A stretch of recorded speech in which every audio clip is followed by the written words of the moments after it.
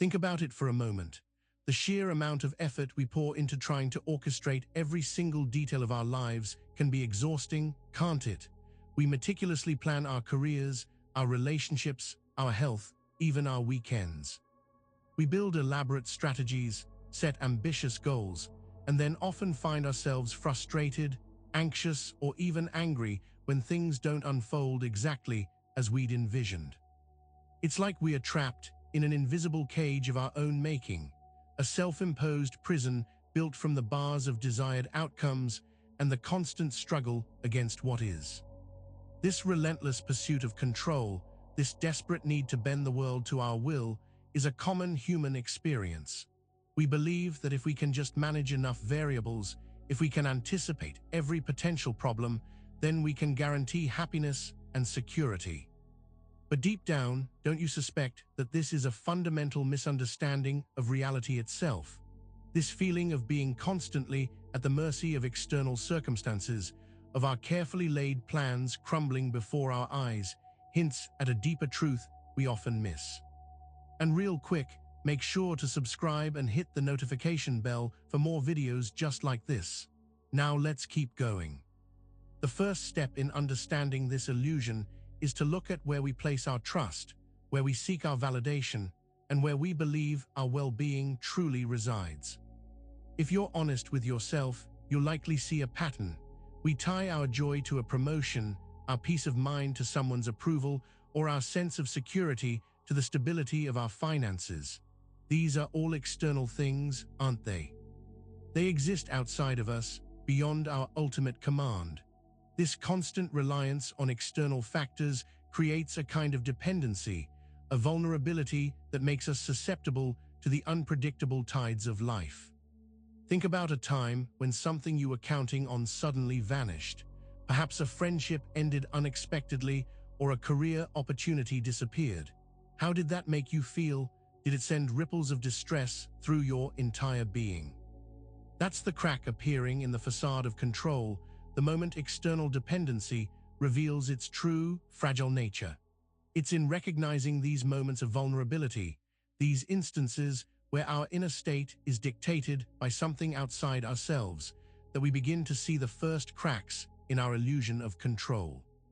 This realization is vital, because how can we ever hope to gain true peace if our happiness is constantly perched on the edge of circumstances we can't fully manage?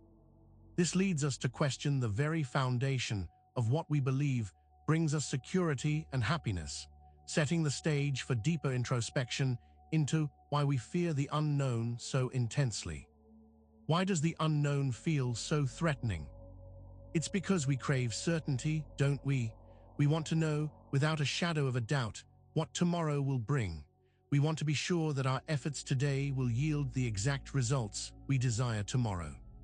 This longing for certainty is deeply ingrained, a survival instinct perhaps, pushing us to prepare, to plan, to avoid any situation that feels unpredictable.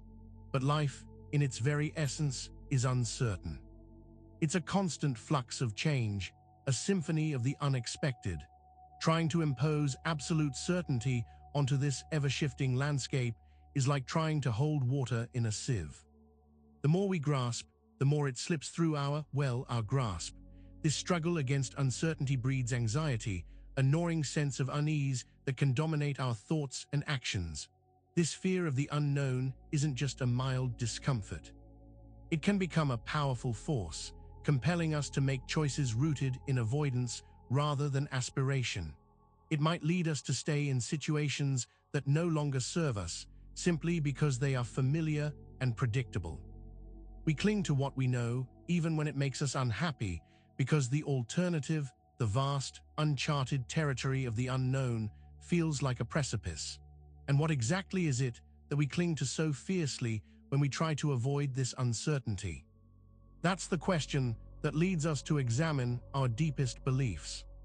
When we feel that gnawing fear of the unknown, what do we instinctively reach for? We reach for our beliefs, don't we?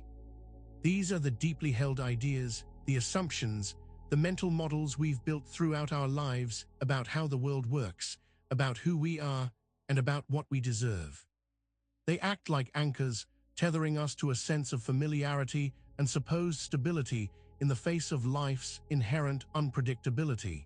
These beliefs can be about anything. They might be deeply held convictions about our own capabilities, or about the nature of other people, or even about the fundamental fairness of the universe.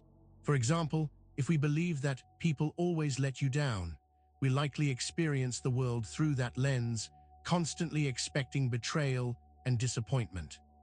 Or if we believe that hard work always leads to success, we might struggle to reconcile that belief with the reality of hardworking individuals who face setbacks.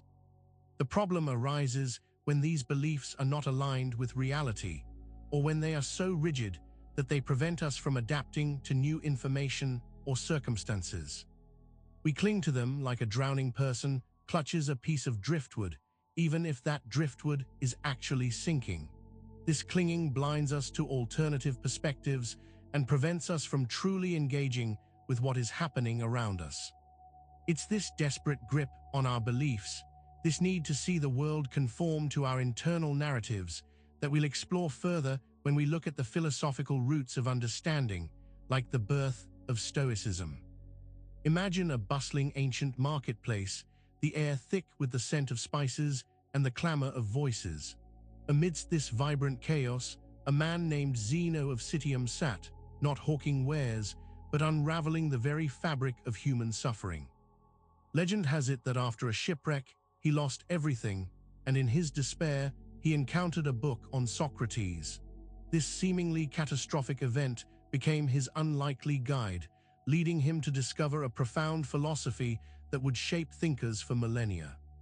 Zeno, inspired by this experience, began teaching in Athens, not in a grand academy, but under a painted porch, the Stoa Poikile. From this place, his philosophy took its name, Stoicism. It wasn't just an abstract system of thought, it was a practical guide for living, a way to navigate the inevitable storms of life with resilience and inner peace. He taught that true happiness wasn't found in external possessions or circumstances, but in cultivating an unshakable inner character.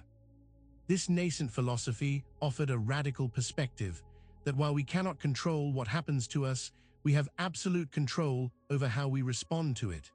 This was a revolutionary idea, a stark contrast to the prevailing notions of fortune and fate.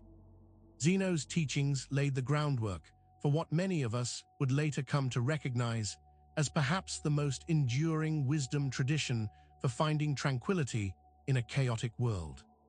But how did this translate into practical principles for everyday life? That's where a key insight from one of his most famous successors comes into play, the dichotomy of control. One of the most powerful and deceptively simple ideas to emerge from Stoicism is the dichotomy of control, a concept most famously articulated by Epictetus. He argued that some things are within our power and some things are not. This isn't just a philosophical musing, it's a practical framework for understanding where to focus our energy and attention and where to let go. What do you truly own? What can you genuinely influence? Think about it. You can control your thoughts, your judgments, your desires, your aversions, your actions. These are the things that are inherently yours, unfolding from within your own mind and will. You decide what to believe, how to interpret events, and what actions to take. No external force can truly dictate your internal response. This is your domain, but consider other things. Your reputation, your health, wealth, the opinions of others, the weather, the actions of other people. These things are, to varying degrees, outside of your direct control. You can influence them, yes, but you cannot guarantee them. To dedicate your mental and emotional energy to manipulating or worrying about these externals is, Epictetus would argue, a recipe for frustration and suffering. It's attempting to rule a kingdom that doesn't belong to you. Understanding this distinction is the absolute bedrock of Stoic practice, as it points directly to what truly belongs to us and what we should guard above all else. If the dichotomy of control tells us what we can and cannot influence, then the next logical question is, what part of ourselves is truly immutable, truly ours to command and protect.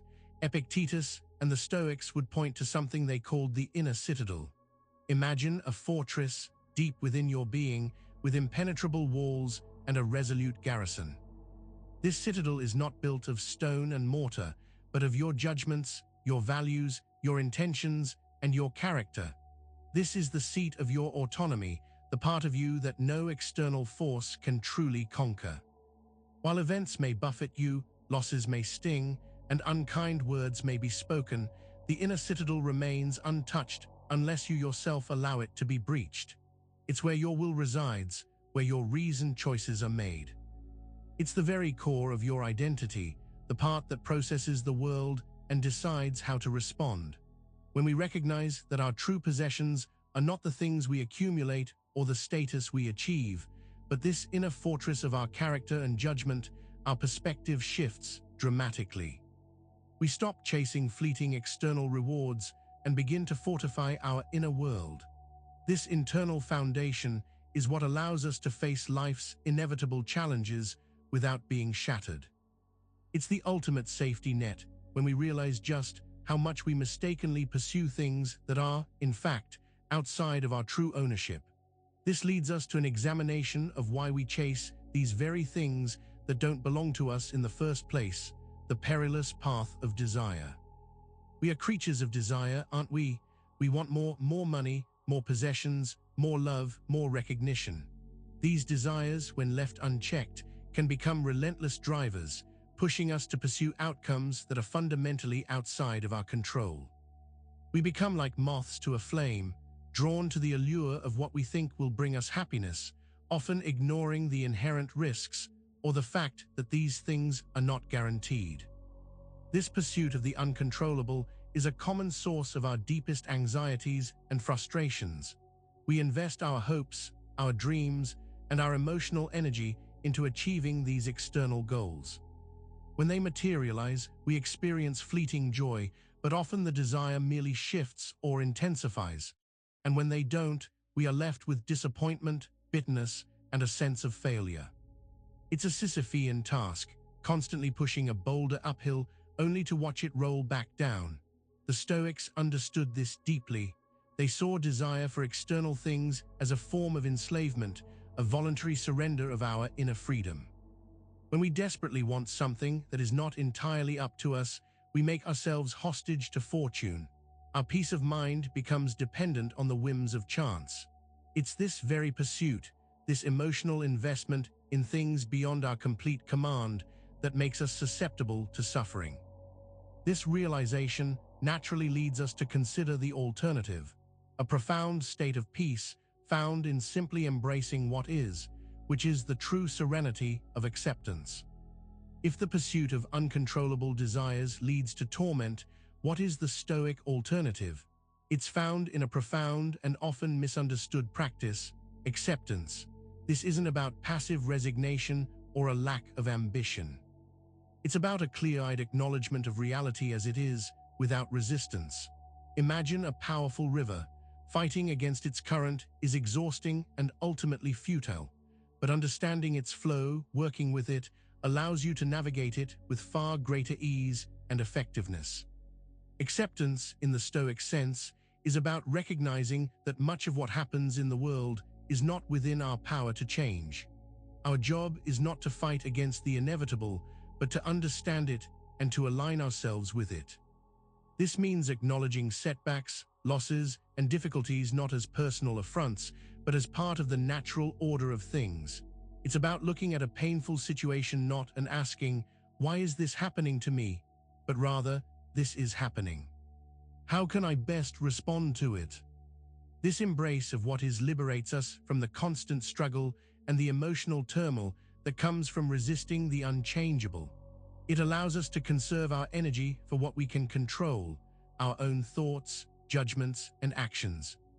This profound shift in perspective doesn't eliminate challenges, but it transforms our relationship with them, making us more resilient and, paradoxically, more capable. And this state of inner calm, this refusal to be tossed about by external events, is only possible when we understand our own capacity to manage our internal landscape. which brings us to the gatekeeper of emotion. We often feel like our emotions happen to us, that anger flares up, that sadness washes over us, that fear grips us, and we are powerless to stop it. We become subjects of our own emotional storms. But what if this, too, is an illusion of control? The Stoics believed that while emotions arise, their intensity, duration, and ultimate impact on us are not dictated by external events, but by our judgments about those events. Think about it. Two people witness the same embarrassing public stumble. One person might be mortified, their face flushing red, their mind replaying the moment endlessly. The other might laugh it off, perhaps even make a joke about their clumsiness and move on. The external event was identical, but the emotional response was vastly different. Why? It was the judgment about the stumble that created the different outcomes. This is where our power lies. We are the gatekeepers of our emotional experience.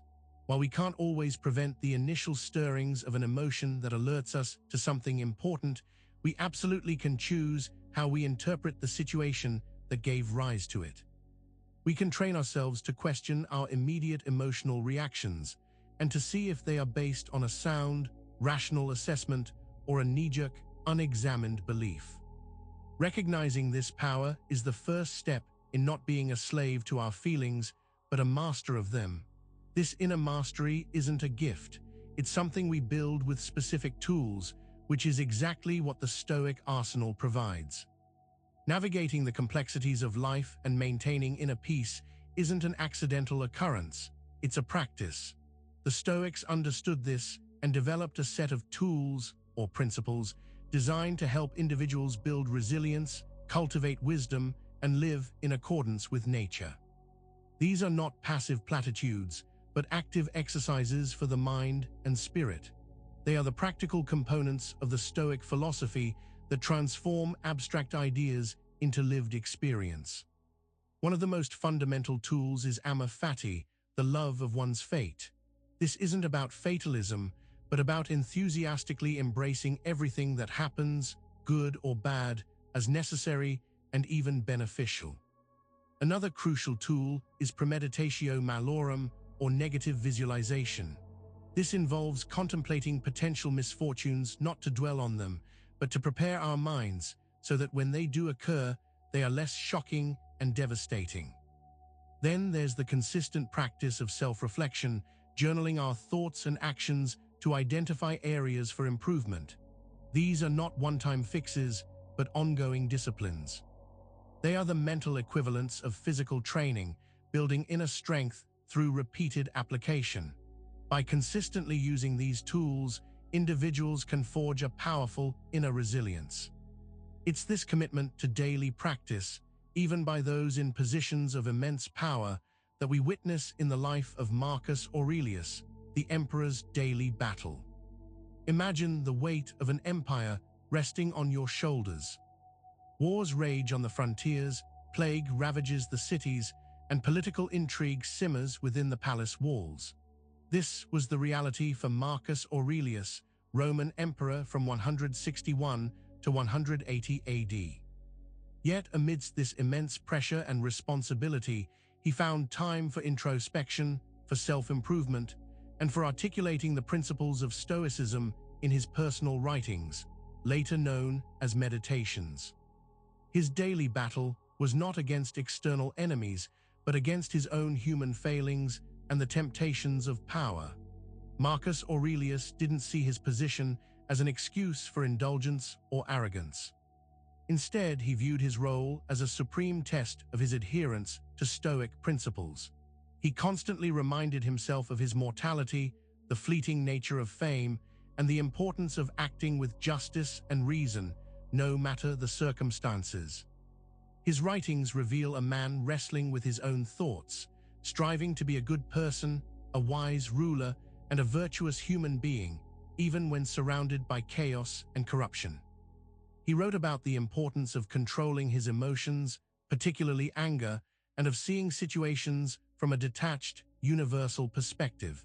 He reminded himself to focus on his duties, to serve the common good, and to accept what he could not change. His daily struggle was to apply the philosophy he believed in, not just in moments of quiet contemplation, but in the crucible of command and crisis. This internal struggle, this commitment to virtue in the face of adversity, is a powerful illustration of Seneca's profound lesson on how the obstacle itself can become the path. Life rarely unfolds as smoothly as we'd like, does it? We encounter roadblocks, setbacks, and challenges that can feel insurmountable.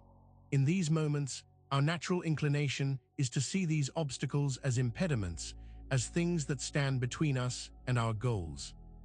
But Seneca, a prominent Stoic philosopher, playwright, and statesman of ancient Rome, offered a radical reframing of this perspective. The obstacle is the way. What did he mean by this? He meant that these very challenges, the things we often fear and try to avoid, are not just unavoidable parts of life. They are the essential tools for our growth and development. Our ability to overcome adversity, to adapt to difficult situations, and to learn from our mistakes is what truly shapes our character and builds our inner strength. The difficult path, Seneca argued, is often the one that leads to the greatest rewards, not in terms of external achievement, but in inner fortitude. Consider a blacksmith forging a sword. The intense heat and hammering are not random acts of cruelty. They are the necessary processes that transform raw metal into a sharp, resilient weapon. Similarly, our struggles are the hammering that refines us, revealing our potential and forging our resilience. By embracing these obstacles, by seeing them not as enemies, but as opportunities, we can transform our experiences of hardship into powerful catalysts for growth.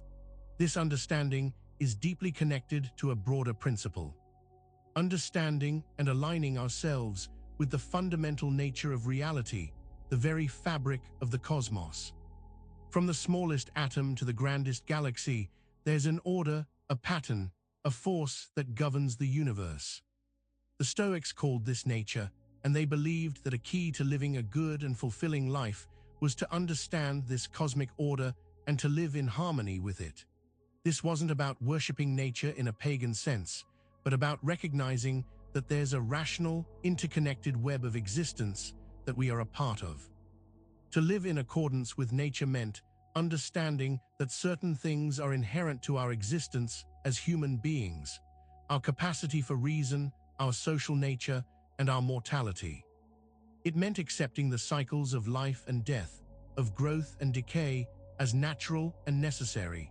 When we fight against these fundamental truths, when we try to impose our will against the natural flow of things, we create suffering for ourselves. It's like trying to swim upstream against a powerful current, exhausting and ultimately futile. This understanding of nature also informed how the Stoics viewed ethics and morality.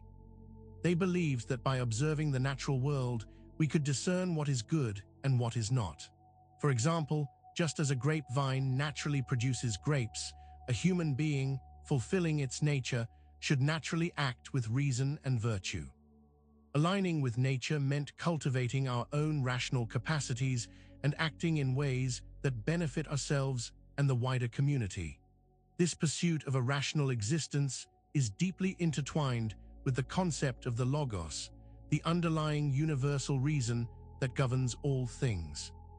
Imagine the universe not as a random accident, but as a grand, intricately designed system governed by an inherent logic and intelligence. This animating principle, this cosmic reason that weaves through all things, is what the Stoics called the Logos. It's the rational order, the divine spark, the all-encompassing intelligence that underlies reality. Everything, from the movement of the stars to the thoughts in our minds, is in some way a manifestation of this Logos. For the Stoics, understanding the Logos was crucial because it meant that the universe wasn't chaotic or indifferent. It was rational, purposeful, and ultimately good, even if we couldn't always see the purpose in individual events. Our own capacity for reason, they believed, was a fragment of this divine Logos within us. This connection meant that by developing our own reason, by living rationally, we were essentially aligning ourselves with the very structure of the universe. This idea has profound implications. It suggests that there is an inherent order to things, and that by understanding and acting in accordance with this order, we can find our place and our purpose. It means that even in the face of what seems like random misfortune, there is, from a cosmic perspective, a rational unfolding of events. It's this deep philosophical understanding that allows the Stoics to question the very nature of our suffering, leading to the provocative idea that much of what we perceive as pain might actually be an illusion. We tend to think of pain as something that happens to us. A stubbed toe hurts, a rejection stings, a loss grieves. These are external events that seem to directly inject suffering into our lives. But the Stoics, with their focus on the inner world, boldly proposed a radical idea. Much of what we call pain or suffering is not inherent in the event itself, but in our judgment about the event. Consider a sharp physical sensation. The raw sensory input is one thing, but the story we tell ourselves about it, that it's unbearable, that it will never end, that it's a sign of something terrible, that's where the suffering truly takes root. The external trigger might be the same for two people, but one might endure with quiet stoicism, while the other becomes consumed by anguish. The difference lies in the internal narrative, the interpretation. This doesn't mean that physical or emotional distress isn't real. It acknowledges that the experience of that distress is heavily mediated by our minds. The Stoics weren't suggesting we are emotionless robots. They were suggesting that we have the power to choose how we perceive and react to discomfort. By recognizing that our judgments are the architects of our suffering, we begin to see that the true source of our torment often lies not in the external circumstances, but in our internal resistance to them. And it is this resistance that the Stoics identified as the primary culprit. If pain isn't solely external, and our judgments play such a crucial role, then what is the active ingredient that turns an unpleasant experience into deep suffering? The Stoics pinpointed one culprit: resistance.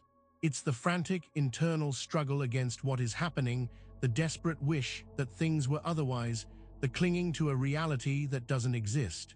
This is the true source of our torment. Imagine a powerful wave crashing down. You can either be swept away by its force, struggling futilely against it, or you can learn to dive through it, allowing its energy to pass over you. The resistance, the fight against the wave, is what causes the chaos and distress. The external event, the wave, is simply a natural phenomenon. Our internal battle against it is what makes it unbearable. This resistance can manifest in countless ways: anger at a perceived injustice, anxiety about the future, regret over the past, or simply frustration when things don't go our way.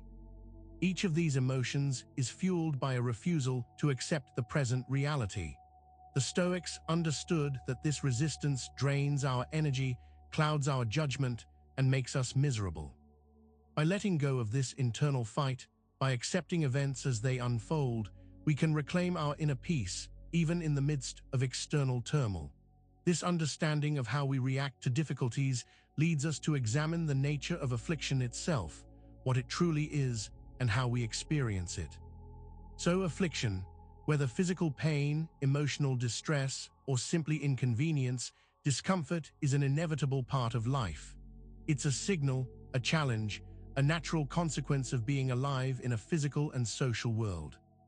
The Stoics didn't deny the existence of hardship. They simply sought to understand its nature and to change our relationship with it. They saw affliction not as a punishment, but as an opportunity.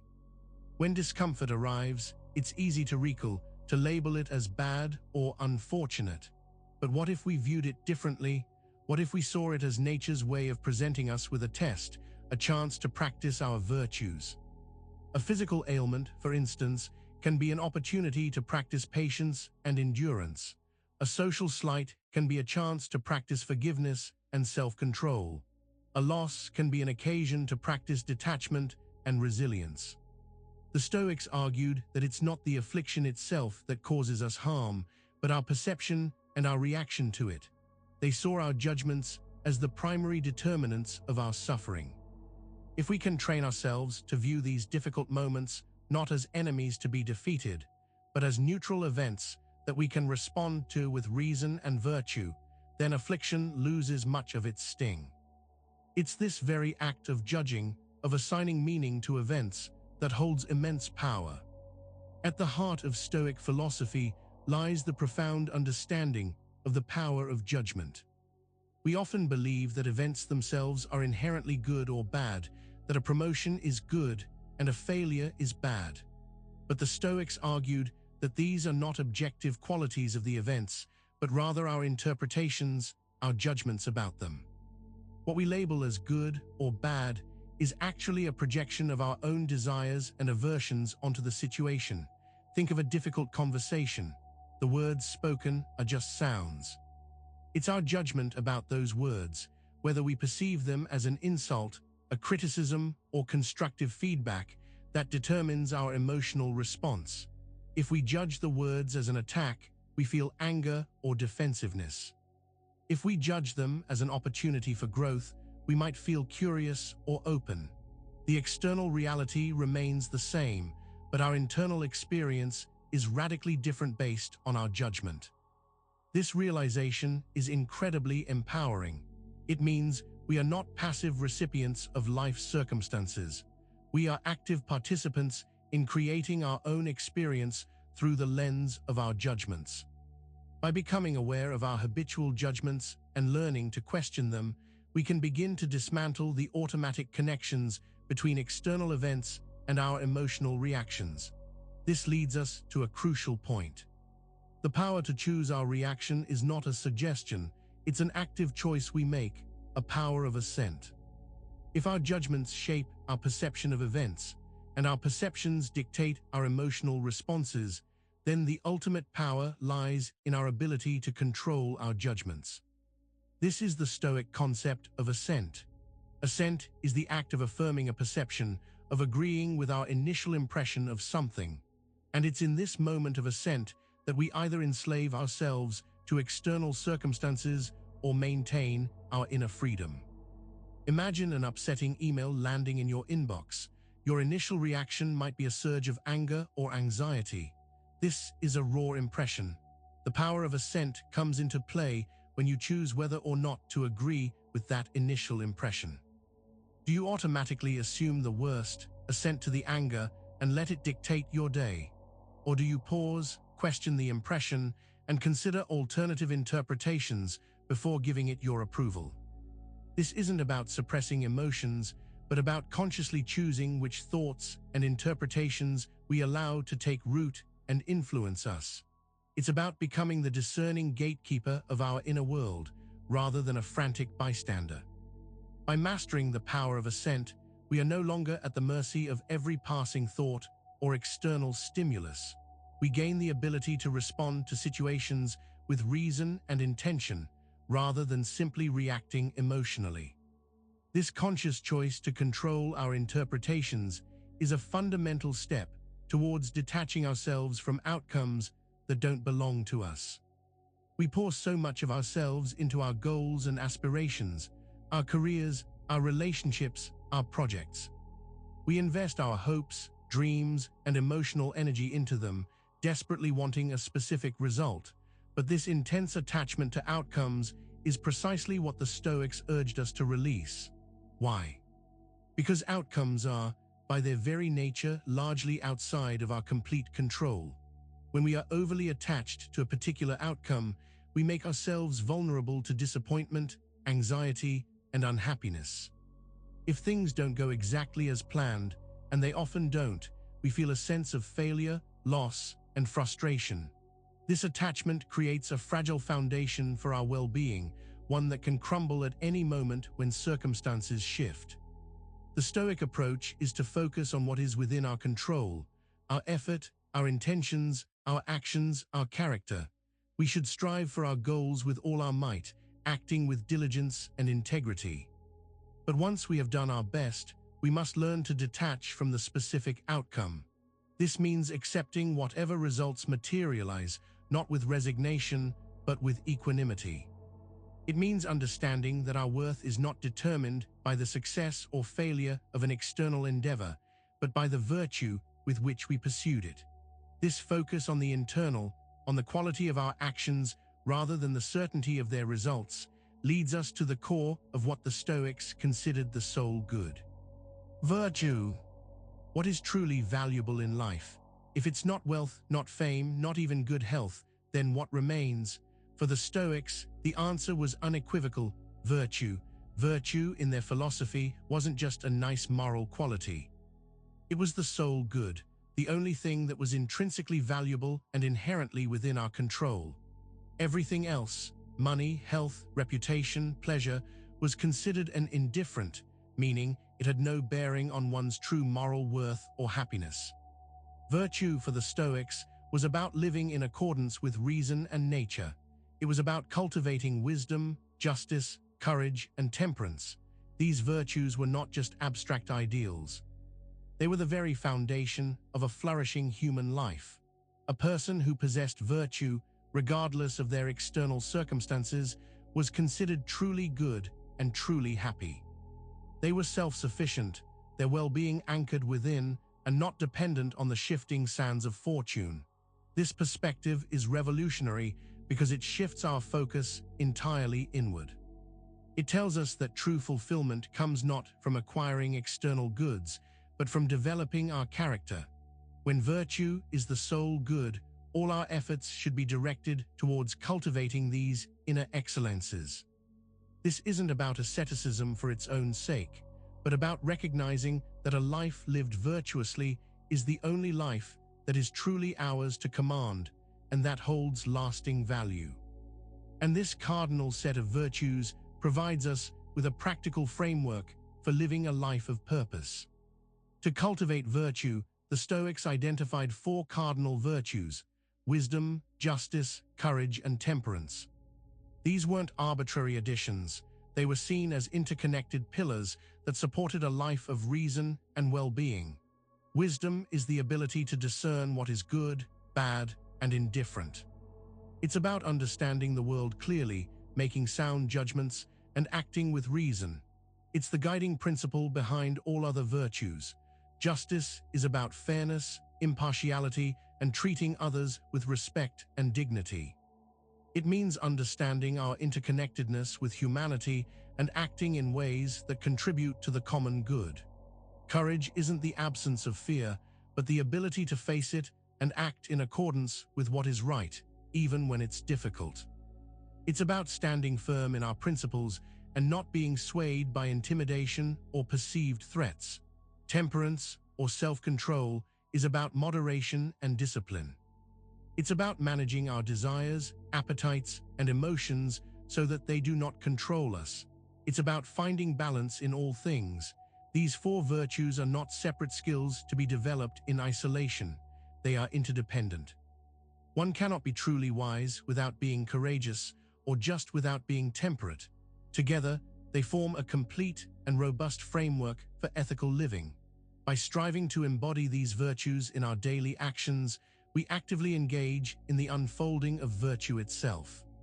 The Stoics believed that human beings are distinct from other creatures because of our capacity for reason. It is this faculty that allows us to think, to analyze, to make deliberate choices, and ultimately to live a virtuous life. Acting with reason, therefore, is not an optional extra. It is the very essence of what it means to be human and the pathway through which virtue unfolds. When we act with reason, we are not driven by impulse, emotion, or external pressure. Instead, we pause, we reflect, and we make choices based on what is truly good and aligned with the natural order of things. This means understanding our responsibilities, recognizing the interconnectedness of all beings, and striving to act impartially and with integrity. It's the conscious application of wisdom, justice, courage, and temperance to every situation we face. The unfolding of virtue isn't about achieving a perfect state overnight. It's a gradual process, a continuous effort to align our actions with our rational understanding. Each time we choose reason over impulse, each time we act justly even when it's inconvenient, Each time we face a fear with courage, and each time we exercise temperance, we are actively cultivating and revealing our virtue. This commitment to virtuous action, particularly in the realm of our interactions with others, leads us to the principle of justice in action. Justice, as one of the cardinal Stoic virtues, is not just an abstract concept. It's a call to action. It demands that we treat all individuals with fairness, respect, and impartiality, recognizing our shared humanity and our interconnectedness. It means understanding that every person, regardless of their status, background, or actions, deserves to be treated with a fundamental degree of dignity. In practice, this means actively working to dismantle any biases or prejudices we might hold. It involves speaking up against injustice when we see it, even when it's uncomfortable. It means fulfilling our duties and obligations to others honestly and reliably. We are all part of a larger cosmic community, and our actions have ripple effects. Justice, therefore, is about ensuring that those ripples are positive, contributing to the harmony and well-being of that community. This principle extends beyond grand gestures. It's about the small, daily interactions, how we treat our colleagues, our family, even strangers. Are we being fair? Are we acting with integrity? Are we acknowledging the inherent worth of each individual? By consistently striving for justice in our daily lives, we not only contribute to a better world, but also build an unshakable foundation of character within ourselves. This commitment to fairness and truth is deeply intertwined with the courage required to face personal fears. Fear is a powerful emotion, isn't it? It can paralyze us, dictate our choices, and hold us captive. The Stoics, however, saw courage not as the absence of fear, but as the mastery over it. It's the inner strength that allows us to confront our anxieties, to stand firm in our convictions, and to act in accordance with our values, even when we feel afraid. This isn't about reckless bravery or a disregard for danger. True Stoic courage is rooted in reason and a clear understanding of what is truly good and bad. If we understand that only our virtue is truly good and that external things like pain or loss are indifferent, then the fear of these externals loses its power. We can face difficult situations, speak uncomfortable truths, and make challenging decisions because our ultimate concern is not safety or comfort, but living virtuously. Courage, then, is the application of wisdom to our fears. It's the disciplined decision to do what is right, despite the internal voice that whispers caution or doubt. It's the quiet resolve that allows us to persevere when faced with adversity, knowing that our inner character is more important than any temporary discomfort. This cultivation of inner strength, alongside the discipline of moderation, forms the cornerstone of temperance and self-control. The virtue of temperance or self-control is about finding balance and moderation in all aspects of life. It's the ability to manage our desires and appetites, ensuring that they do not lead us astray or dictate our actions. In a world that often celebrates excess and instant gratification, Stoic temperance offers a path to true freedom and well-being. Think about the constant allure of pleasure, delicious food, intoxicating drinks, endless entertainment. Temperance is not about denying ourselves these things entirely, but about using them with discernment and in moderation. It's about asking ourselves, is this serving a genuine need, or is it simply a distraction or an indulgence that will ultimately weaken us? It's about recognizing that true satisfaction comes not from overconsumption, but from mindful engagement and appreciation. This self-discipline extends to our emotions as well. Temperance helps us to avoid extremes of anger, sadness, or excitement, allowing us to respond to situations with a calm and steady mind. It's about having the inner discipline to pause before acting impulsively, to consider the consequences, and to make choices that align with our long-term values.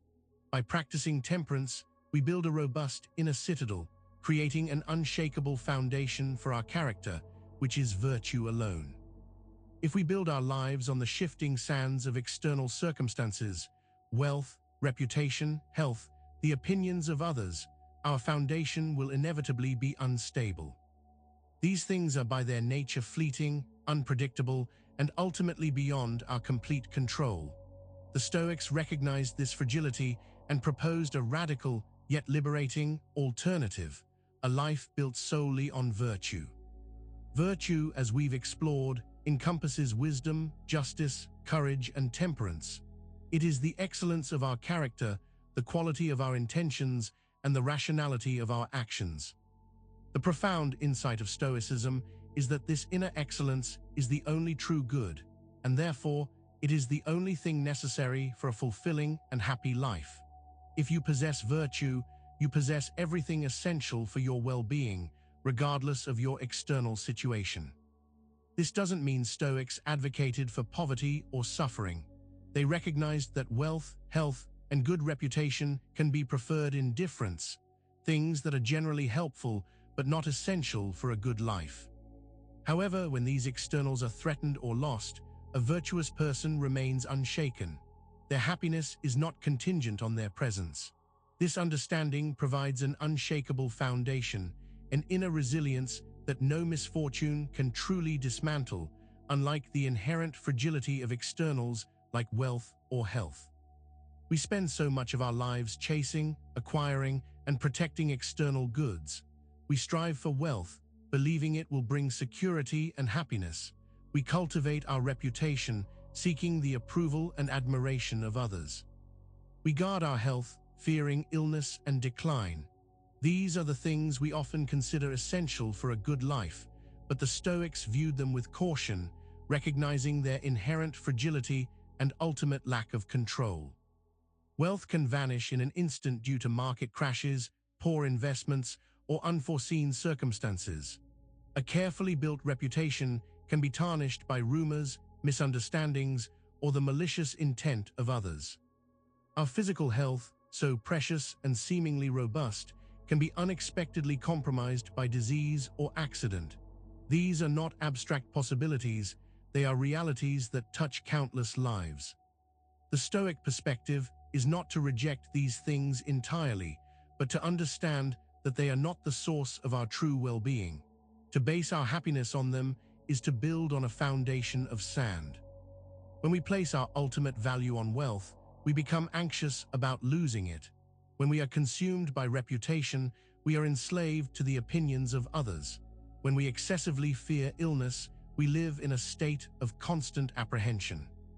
Recognizing the fragility of these externals is a crucial step in guarding our inner sanctuary from the tyranny of external opinion. The opinions of others can feel like a powerful force in our lives. We might crave praise, dread criticism, and constantly adjust our behavior to fit perceived expectations.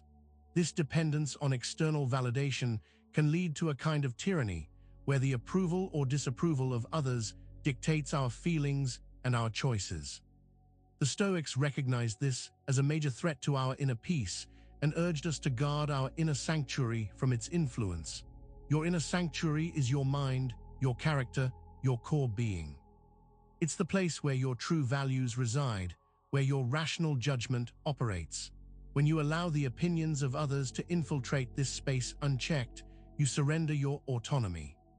You become an actor on a stage, constantly performing for an audience, rather than living authentically according to your own principles. The goal isn't to become impervious to feedback or to ignore the social contract entirely. It's about discerning what opinions are valid and constructive, and which are merely the fleeting judgments of others that have no bearing on our true worth. It's about recognizing that other people's opinions are their own projections, colored by their own beliefs, experiences, and biases. By cultivating a strong inner core, grounded in virtue and self-awareness, we can remain steadfast, unperturbed by the noise of external judgment, and truly free. This inner steadfastness allows us to move beyond the discomfort of disliking what is. When life doesn't conform to our expectations, when things don't go exactly as we'd hoped, our natural reaction is often to dislike what is. We resist the reality of the situation, wishing it were different. This aversion, this fundamental disagreement with the present moment, is, according to the Stoics, a primary source of discontent and suffering. Think about it: a traffic jam. You're already late, and now you're stuck. The initial feeling isn't one of acceptance. It's often frustration, annoyance, perhaps even anger. You dislike the fact that you're delayed. This dislike is a form of resistance, a mental and emotional struggle against the unchangeable reality of the traffic. This internal battle is far more exhausting than the inconvenience of the delay itself. The Stoics taught that this disliking is a choice. It's a judgment we make about an event, a labeling of it as bad or undesirable. By choosing to dislike what is, we create internal conflict. We create suffering where there might only be inconvenience. The path to contentment, therefore, lies not in changing external circumstances to our liking, but in changing our internal disposition, specifically in embracing what the Stoics called indifference to the indifferent. What does it mean to be indifferent to the indifferent? It sounds cold or uncaring, doesn't it? But for the Stoics, it was a cornerstone of achieving inner peace. Remember, they categorized things into what is within our control, virtue, and what is not, externals like health, wealth, reputation. These latter category of things were the indifference. Being indifferent to the indifferent doesn't mean we don't have preferences. We'd certainly prefer good health to illness or wealth to poverty. But the Stoic stance is that these preferences should not dictate our happiness or our equanimity. We should not become overly attached to them, nor should we be devastated when they are absent or lost. Imagine you have a favorite pen. You prefer to use that pen, it writes smoothly, it feels good in your hand. But if it's lost or broken, you don't fall into despair, do you? You find another pen, you adapt. This is a simple analogy for indifference to the indifferent. We can appreciate and prefer certain external circumstances, but our core well-being, our happiness, must not hinge on them. This perspective allows us to remain steady, unperturbed by the ups and downs of fortune, because our true value and our peace reside in something far more stable, our own character and the natural flow of events. The Stoics believed that the universe operates according to a rational and ordered system, which they termed nature. From this perspective, everything that happens, even things we perceive as negative or unfortunate, is a natural and necessary part of this grand unfolding.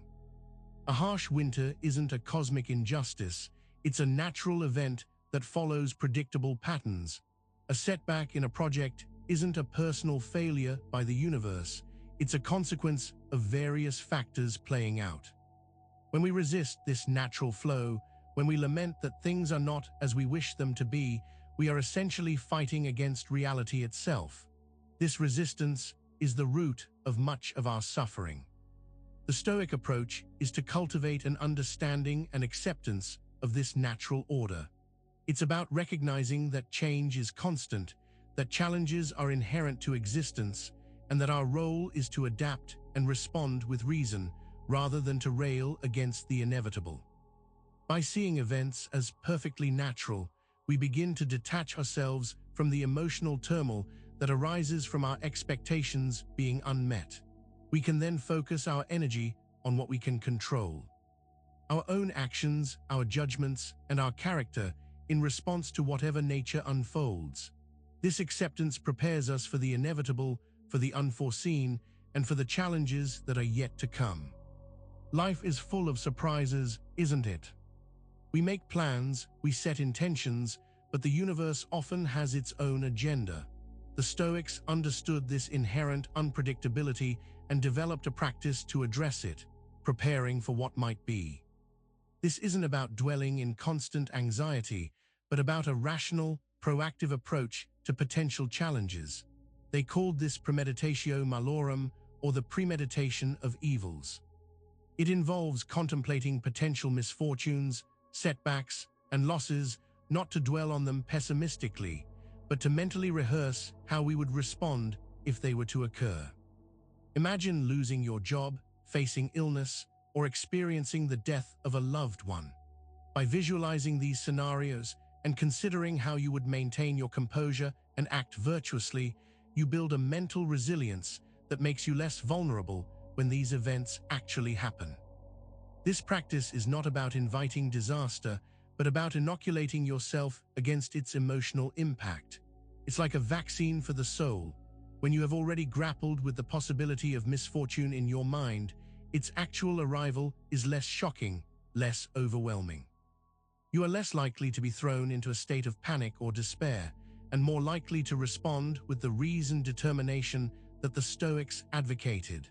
This preparation for the worst is designed not to induce fear, but to eliminate its power and to foster an illusion of security that we all too often fall prey to. We spend so much of our lives seeking security. We build up savings, we buy insurance, we create routines, all in an effort to feel safe and protected from the unpredictable nature of life. While these actions can be practical, the Stoics cautioned against developing a false sense of security, an illusion that we can completely shield ourselves from harm or loss. This illusion often arises when we become too attached to our possessions, our relationships, or our current circumstances. We believe that by controlling these external factors, we can guarantee our safety and well-being. But as we've seen, these externalities are inherently fragile and subject to forces far beyond our command.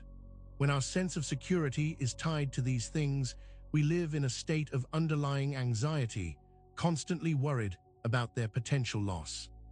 True security, from a Stoic perspective, doesn't come from an external fortress, but from an impregnable inner citadel. It's built not on the absence of threats, but on our capacity to face them with equanimity and resilience. By recognizing the illusory nature of external security, and by focusing on cultivating our inner strength, we can develop a genuine sense of safety that is not dependent on the unpredictable whims of fate. This leads us to consider vulnerability not as a weakness, but as a source of unexpected strength. In a society that often praises strength and stoicism, vulnerability can feel like a dangerous weakness. We are taught to put on a brave face, to hide our struggles, and to appear unflustered by life's difficulties. But the Stoics, in their own way, understood that confronting our vulnerabilities, facing what could break us, is actually the ultimate source of inner strength. This is where the practice of premeditatio malorum, or negative visualization, comes into play. By contemplating our deepest fears, by imagining the loss of things we hold dear, by acknowledging our own mortality, we are, in essence, walking through the valley of shadows in our minds. This is not masochism, it's a profound act of mental preparation. When we intentionally bring ourselves face to face with the things that scare us the most, we begin to dismantle their power. We realize that even if our worst fears were to materialize, we would likely find a way to endure, to adapt, and to continue. We discover that our resilience is far greater than we imagined. This process of confronting our potential breaking points, rather than avoiding them, paradoxically makes us stronger, better equipped, and less fearful when life inevitably presents us with genuine challenges. This is how we build resilience in the face of loss, by practicing the art of letting go. Loss is an inevitable part of the human experience. We lose loved ones, possessions, opportunities, and even aspects of ourselves as we age or as circumstances change. The pain of loss can be profound, and our natural inclination is to resist it, to cling desperately to what was.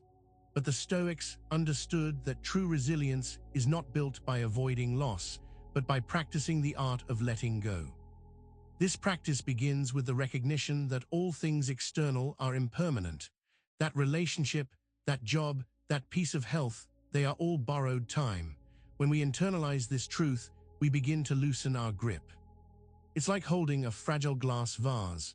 If we grip it too tightly, we risk shattering it. But if we hold it with a gentle, aware hand, we can appreciate its beauty without the crippling fear of dropping it. Letting go doesn't mean diminishing the love or appreciation we have for what we possess. It means understanding that our happiness should not be contingent on its continued presence. It's about cherishing what we have while we have it and accepting its eventual departure with grace and equanimity. This practice of mindful detachment prepares us for the inevitable moments when things we cherish are no longer with us. When the things we love and value are taken from us, it's natural to feel a void, a sense of emptiness. This absence, whether it's the loss of a person, a possession, or a way of life, serves as a profound test of our character. How do we react when what we cherish is no longer present? Do we crumble under the weight of sorrow, or do we find a way to endure and even grow? The Stoics believed that these moments of absence were not merely painful experiences, but crucial opportunities for self-discovery and for strengthening our inner resolve.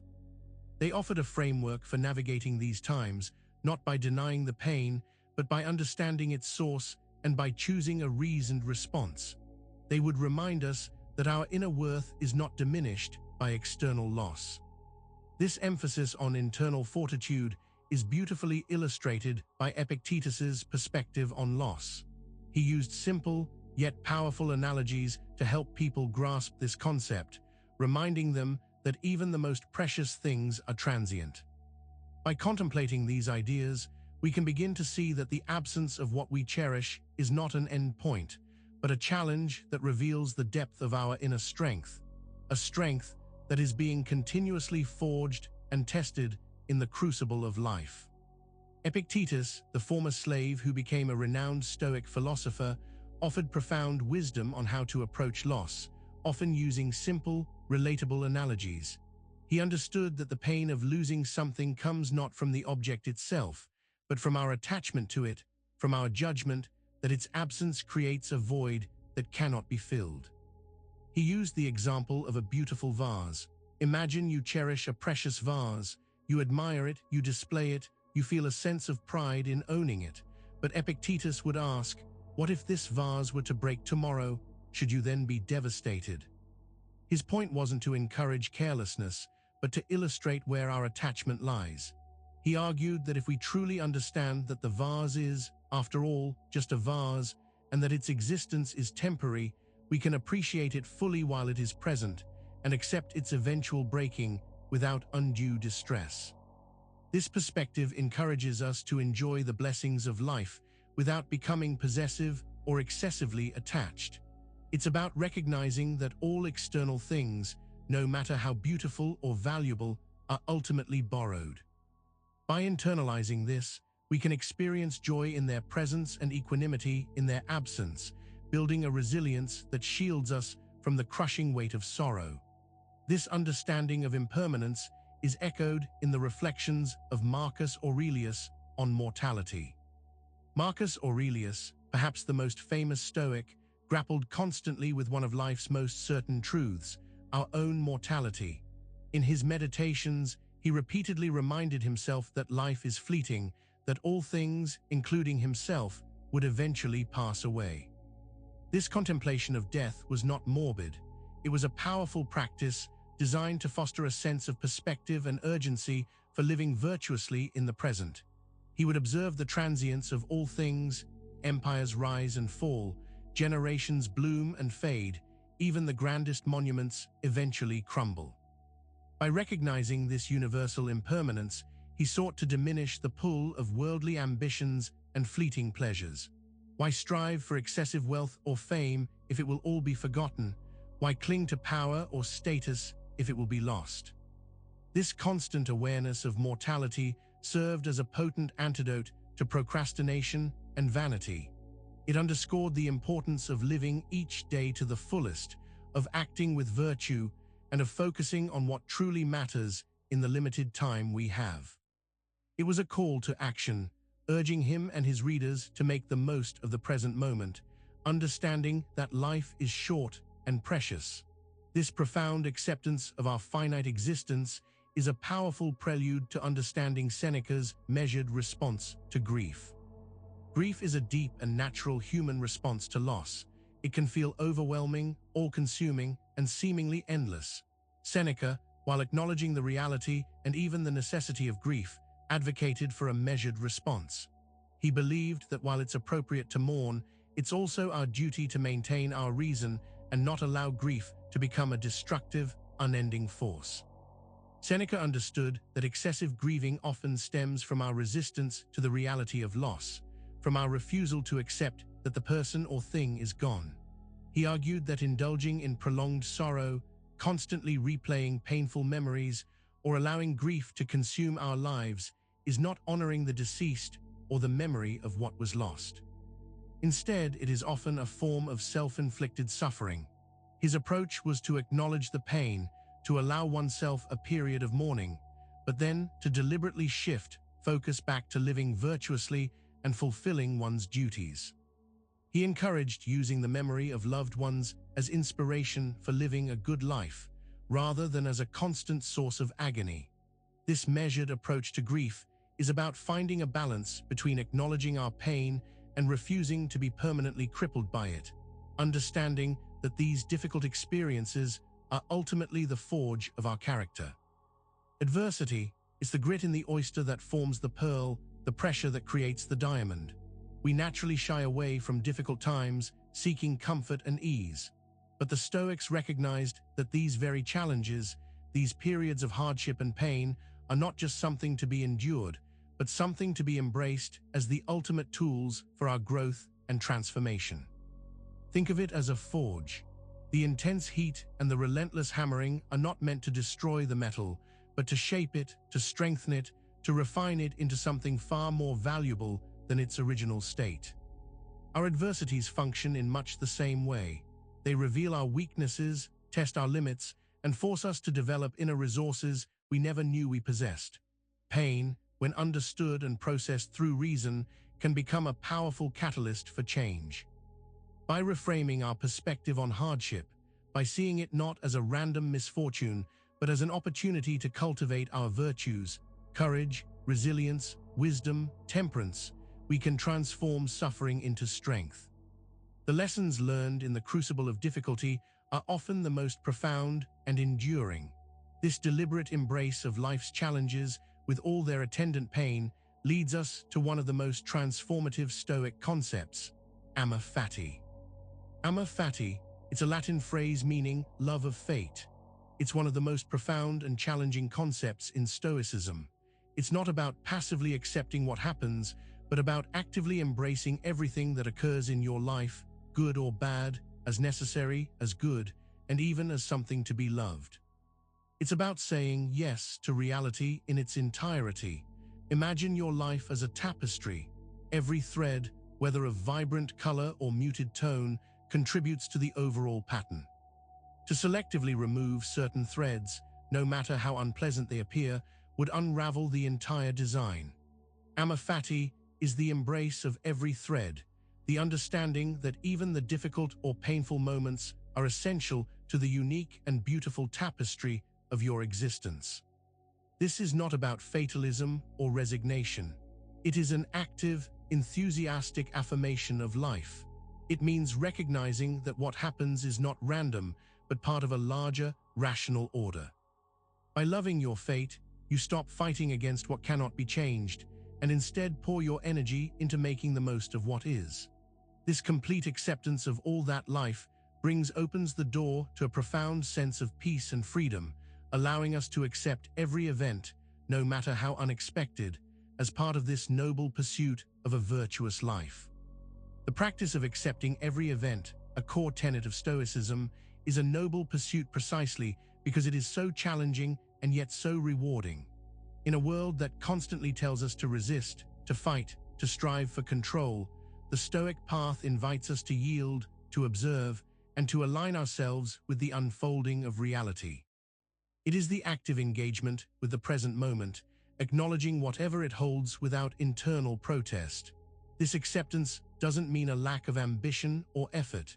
It means that after we have done our best, after we have acted with virtue and reason, we release our attachment to the specific outcome. We accept the results that nature or circumstance dictates, not with resignation, but with a clear head and a steady heart. This is what allows us to approach life with a remarkable degree of equanimity. When we accept every event, we stop wasting precious energy fighting against what is already past or what we cannot change. Instead, We conserve that energy for what we can influence, our response. This continuous practice builds immense mental and emotional strength. It is through this very practice of accepting what comes, when it comes, that we find ourselves ready for the unexpected challenge, which is itself an opportunity for growth. Life rarely adheres to our carefully constructed timetables or our predictable forecasts. Unexpected challenges, a sudden illness, a job loss, a relationship crisis can emerge without warning, throwing even the best-laid plans into disarray. For the Stoics, however, these unforeseen disruptions were not simply obstacles to be lamented, they were prime opportunities for growth. When something unexpected arises, our initial reaction is often one of surprise, discomfort, or even panic. We feel blindsided, but this is precisely the moment to engage with the Stoic mindset. Instead of recoiling from the challenge, we are encouraged to step forward and ask, what can I learn from this? How can this make me stronger? How can I exercise my virtues in this situation? Consider a physical injury. While painful, it can become an opportunity to practice patience, to develop a deeper understanding of our body's limits, and to learn new ways of achieving our goals. A professional setback can be a chance to reevaluate our career path, to develop new skills, or to strengthen our resilience. The unexpected challenge is the Stoics' gym, the place where our inner strength is truly tested and forged. This dynamic, however, is best understood through a pragmatic acknowledgement that what can go wrong, indeed, can go wrong. This Stoic principle, often expressed as what can go wrong, indeed can go wrong, is a powerful antidote to complacency and overconfidence. It's not a pessimistic mantra meant to instill fear, but a practical reminder of reality's inherent uncertainty. It encourages us to maintain a healthy level of vigilance and preparation without succumbing to anxiety. Think about driving on a slippery road. You can have the best tires, the most advanced car, and a clear destination, but the possibility of an accident still exists. Acknowledging this possibility, that the road can be slippery, that your car can skid, doesn't mean you won't drive. Instead, it means you'll drive more cautiously, check your tires, and be prepared to react. This principle applies to all areas of life. We can work hard at our jobs, but we must acknowledge the possibility of layoffs. We can build strong relationships, but we must accept the possibility of loss. By accepting that negative outcomes are possible, even probable in some cases, we become less surprised and less devastated when they occur. This acceptance doesn't lead to despair. Instead, it fosters a state of readiness, a preparedness that is not about fearing the worst, but about being ready for it. This leads us to the paradox of preparation. The Stoic approach to potential misfortune is often characterized by a paradox. The more you prepare for what can go wrong, the less you fear it. This might seem counterintuitive. We usually associate preparation with anxiety, a nervous anticipation of bad things. However, the Stoic method of preparation is different. It's not about wringing our hands in worry, but about quietly, rationally, and effectively positioning ourselves to handle whatever comes our way. It's akin to a firefighter practicing their drills. They don't do it because they want a fire to happen, but because they want to be effective and safe if one does occur. They are not paralyzed by the fear of fire, they are empowered by their readiness. Similarly, when we practice negative visualization, when we consider our responses to adversity, when we build our skills and our character, we are not summoning fear. We are building competence and confidence. This proactive stance diminishes the power of the unknown. The unexpected is less jarring when we've already mentally rehearsed our response. The potential for disaster is less terrifying when we know we have the inner resources to cope. This is the power of Stoic preparation. It doesn't eliminate challenges, but it fundamentally transforms our relationship with them, turning a source of potential fear into a testament to our inner strength. This deliberate cultivation of inner strength leads us to the practice of voluntary discomfort. We are creatures of comfort, aren't we? We seek out softness, ease, and the absence of difficulty. Our modern world is designed to cater to these desires. Yet, the Stoics understood a profound truth. It is precisely in embracing discomfort, in stepping outside of our comfort zones, that we build true strength and resilience. This practice, known as voluntary discomfort, involves intentionally exposing ourselves to mild, controlled hardships. It's about choosing to fast for a day, to take a cold shower, to sleep on a hard floor, or to engage in strenuous physical activity even when we feel tired. The goal is not self-punishment, but a deliberate training of the mind and body. By voluntarily experiencing discomfort, we learn that we are capable of enduring more than we think. We break the mental association between discomfort and suffering. We realize that many of the things we fear are not so terrible after all. This practice erodes our dependence on external comforts and strengthens our inner fortitude. It teaches us that we are not defined by our circumstances, but by our character and our willingness to face challenges head-on. This deliberate testing of our limits is often initiated with simple yet powerful exercises like the cold shower. It sounds simple, almost mundane, doesn't it? A cold shower. Yet, for the Stoic, it can be a profound practice, a microcosm of the larger principles they advocate. Imagine standing at the edge of your bathroom, the warm water steaming, and then deliberately choosing to turn the dial to ice cold. The initial shock, the gasp for air, the urge to flee, this is where the training begins. In that moment, you are confronted with a choice. Do you succumb to the immediate discomfort, scrambling out of the water and back to the familiar warmth? Or do you breathe through it, observe the sensations, and choose to remain, knowing that the discomfort is temporary and ultimately harmless? This small act of choosing to endure the cold water, to not immediately flee from the unpleasant sensation, is a powerful assertion of your will. It's a tangible demonstration that you are not a slave to your immediate physical reactions or your desire for comfort. You are the master of your response. By consistently engaging in such small acts of voluntary discomfort, you build a powerful mental muscle. You train yourself to tolerate and even embrace sensations that would normally send you seeking ease. This practice makes larger challenges appear less daunting, as you've already proven to yourself that you can handle discomfort. This lesson in self-mastery is further reinforced through practices like fasting and self-denial. Beyond the cold shower, more significant forms of voluntary discomfort include fasting and self-denial. These practices are about intentionally limiting the satisfaction of basic needs and desires to test our limits and strengthen our willpower. Fasting, for instance, is a deliberate choice to abstain from food for a period. It's not about starvation, but control. By choosing to go without food, we confront hunger, a powerful, primal sensation. The urge to eat can become intense, playing on our ingrained habits and desires. In these moments, the Stoic's task is to observe these impulses without acting on them impulsively.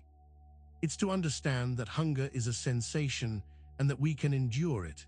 It's about recognizing that our capacity to survive and function goes far beyond mere immediate gratification. Self-denial can extend to other areas as well. It could mean choosing to forgo a favorite dessert, limiting screen time, or reducing our reliance on conveniences. Each of these acts is a deliberate choice to experience a lesser degree of ease. The purpose is not to deprive ourselves, but to remind ourselves that we are not slaves to our appetites. By willingly testing our limits in these controlled ways, we build a robust inner strength, an adaptability that prepares us for the hardships that life might impose, making hardship itself something to embrace. The idea of embracing hardship as a delight might sound paradoxical, even perverse, to modern ears. We are conditioned to seek ease, to avoid pain, and to optimize for comfort. But for the Stoic, hardship wasn't something to be dreaded. It was an essential ingredient for a flourishing life, a necessary component for cultivating virtue and wisdom. When we face challenges, whether physical or mental, It's an opportunity to act with courage, to exercise temperance, and to deepen our understanding through wisdom. Seneca famously said, "It is a rough road that leads to the heights of greatness. The path of least resistance, the path of constant comfort, often leads nowhere truly profound." It's in navigating the rough terrain, in grappling with difficulties, that we discover our true capabilities and forge a character of substance. This embrace of hardship is not about masochism or seeking out unnecessary suffering. It's about a fundamental reorientation of our perspective. It's about recognizing that a life devoid of challenge is a life that stagnates. By welcoming difficulties as opportunities, as lessons, as tests, as chances to practice our virtues, we transform them from dreaded enemies into valuable allies in our pursuit of a life well lived. This mindset stands in stark contrast to the insidious nature of the comfort trap. We are wired to seek comfort. It's a deeply ingrained instinct that, in many ways, has served our survival. However, in our modern world, this instinct has led us into a pervasive comfort trap. We have become so adept at avoiding difficulty, at smoothing out every rough edge of life, that we have inadvertently begun to stunt our own growth and undermine our own resilience. The comfort trap is where we choose the easy route over the challenging one, the familiar over the new, the pleasant over the potentially beneficial but uncomfortable. It might be choosing to stay in a stable but unfulfilling job, avoiding difficult conversations, or opting for passive entertainment over engaging experiences. These choices, while seemingly harmless in the short term, create a subtle erosion of our character and our capacity to handle adversity. When we consistently avoid difficulty, we never learn what we are truly capable of.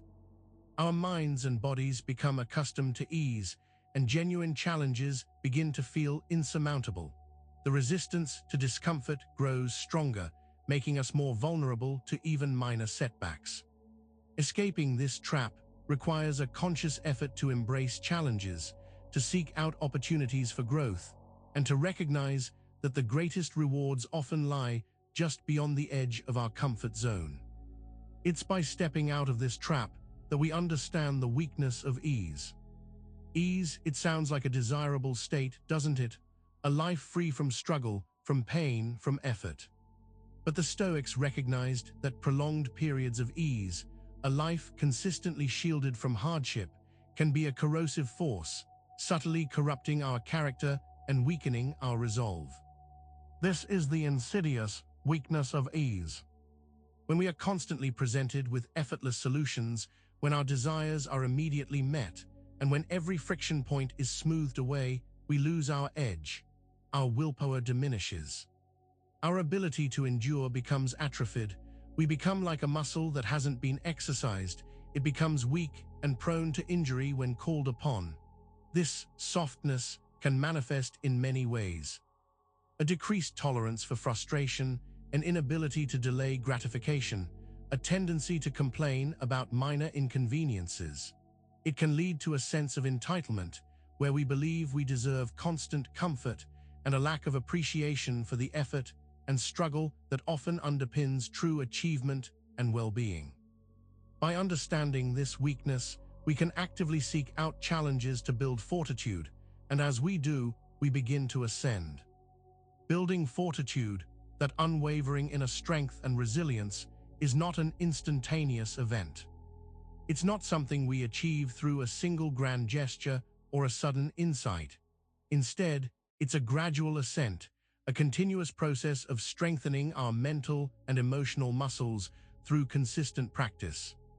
The Stoics emphasized that this ascent is built, step by small step, through deliberate exposure to challenges and diligent self-discipline.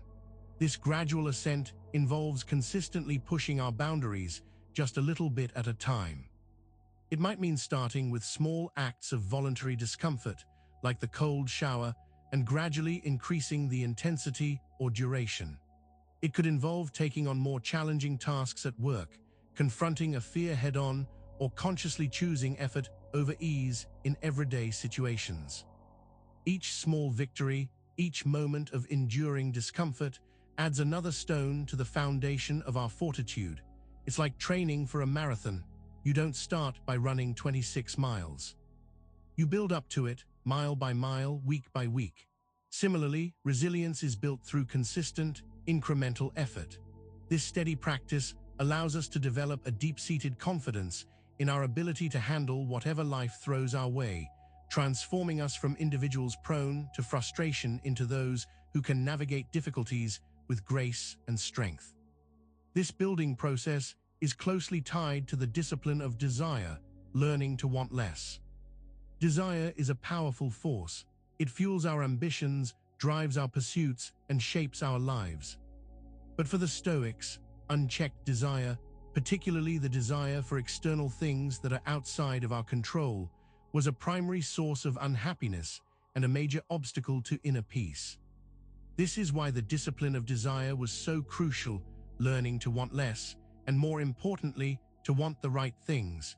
The discipline of desire isn't about asceticism for its own sake, nor is it about suppressing all longing. It's about discerning what is truly valuable and within our power. The Stoics focused on cultivating a desire for virtue, for wisdom, for justice, for courage, and for temperance. These are internal qualities, inherently ours to pursue and develop. When we learn to want less of the external, less wealth, less status, less pleasure, we simultaneously lessen our susceptibility to disappointment and anxiety. We become less dependent on the whims of fortune for our happiness. This shift in focus from having to being liberates us. It allows us to appreciate what we have, rather than constantly craving what we lack. By mastering our desires, we break free from the addiction to more, finding contentment in what is sufficient. We live in a world that constantly bombards us with messages telling us we need more. More gadgets, more clothes, more experiences, more status.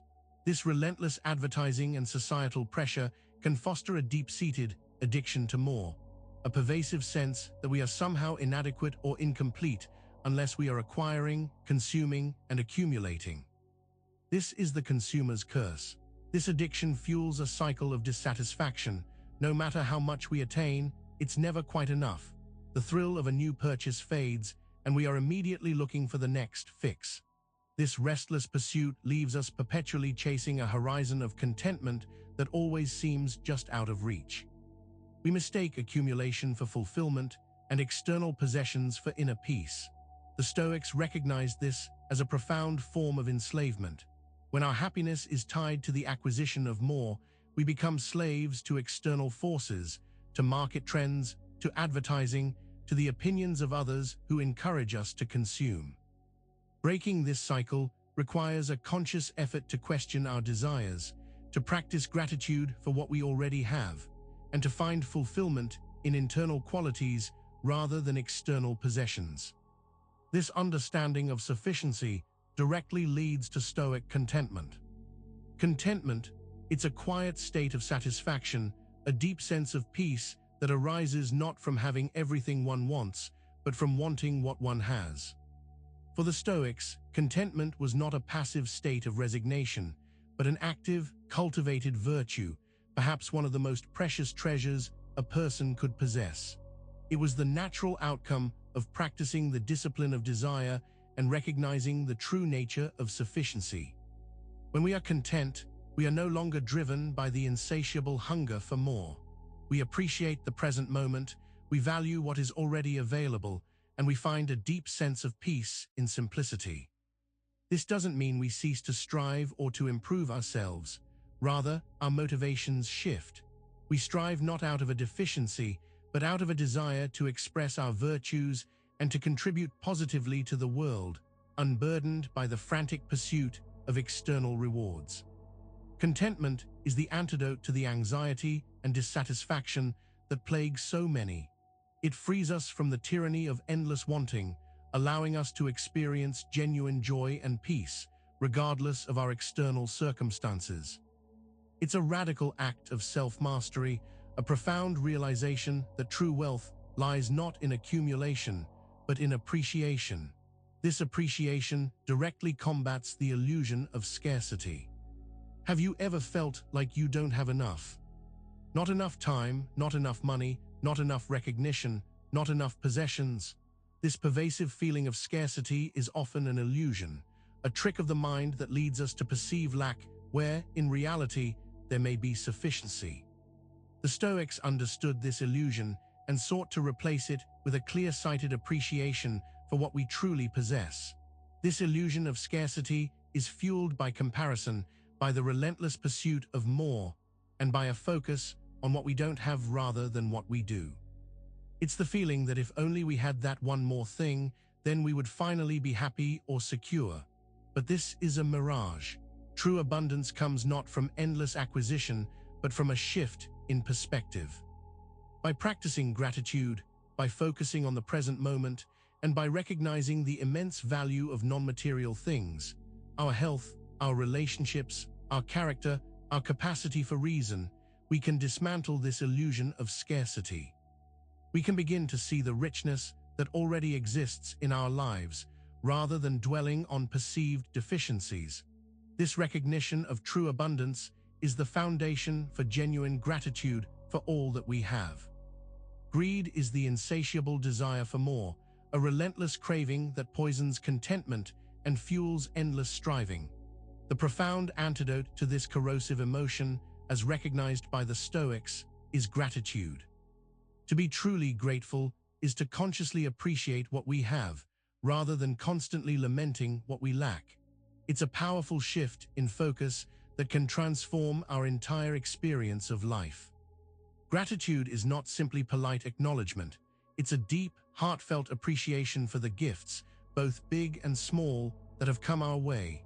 It means recognizing the people who have supported us, the opportunities we have been given, the simple pleasures that enrich our lives, and even the challenges that have helped us grow. When we cultivate gratitude, we actively counter the instinct to focus on what's missing. By making gratitude a regular practice, perhaps through journaling or daily reflection, we train our minds to seek out the positives. We learn to see abundance where before we saw lack.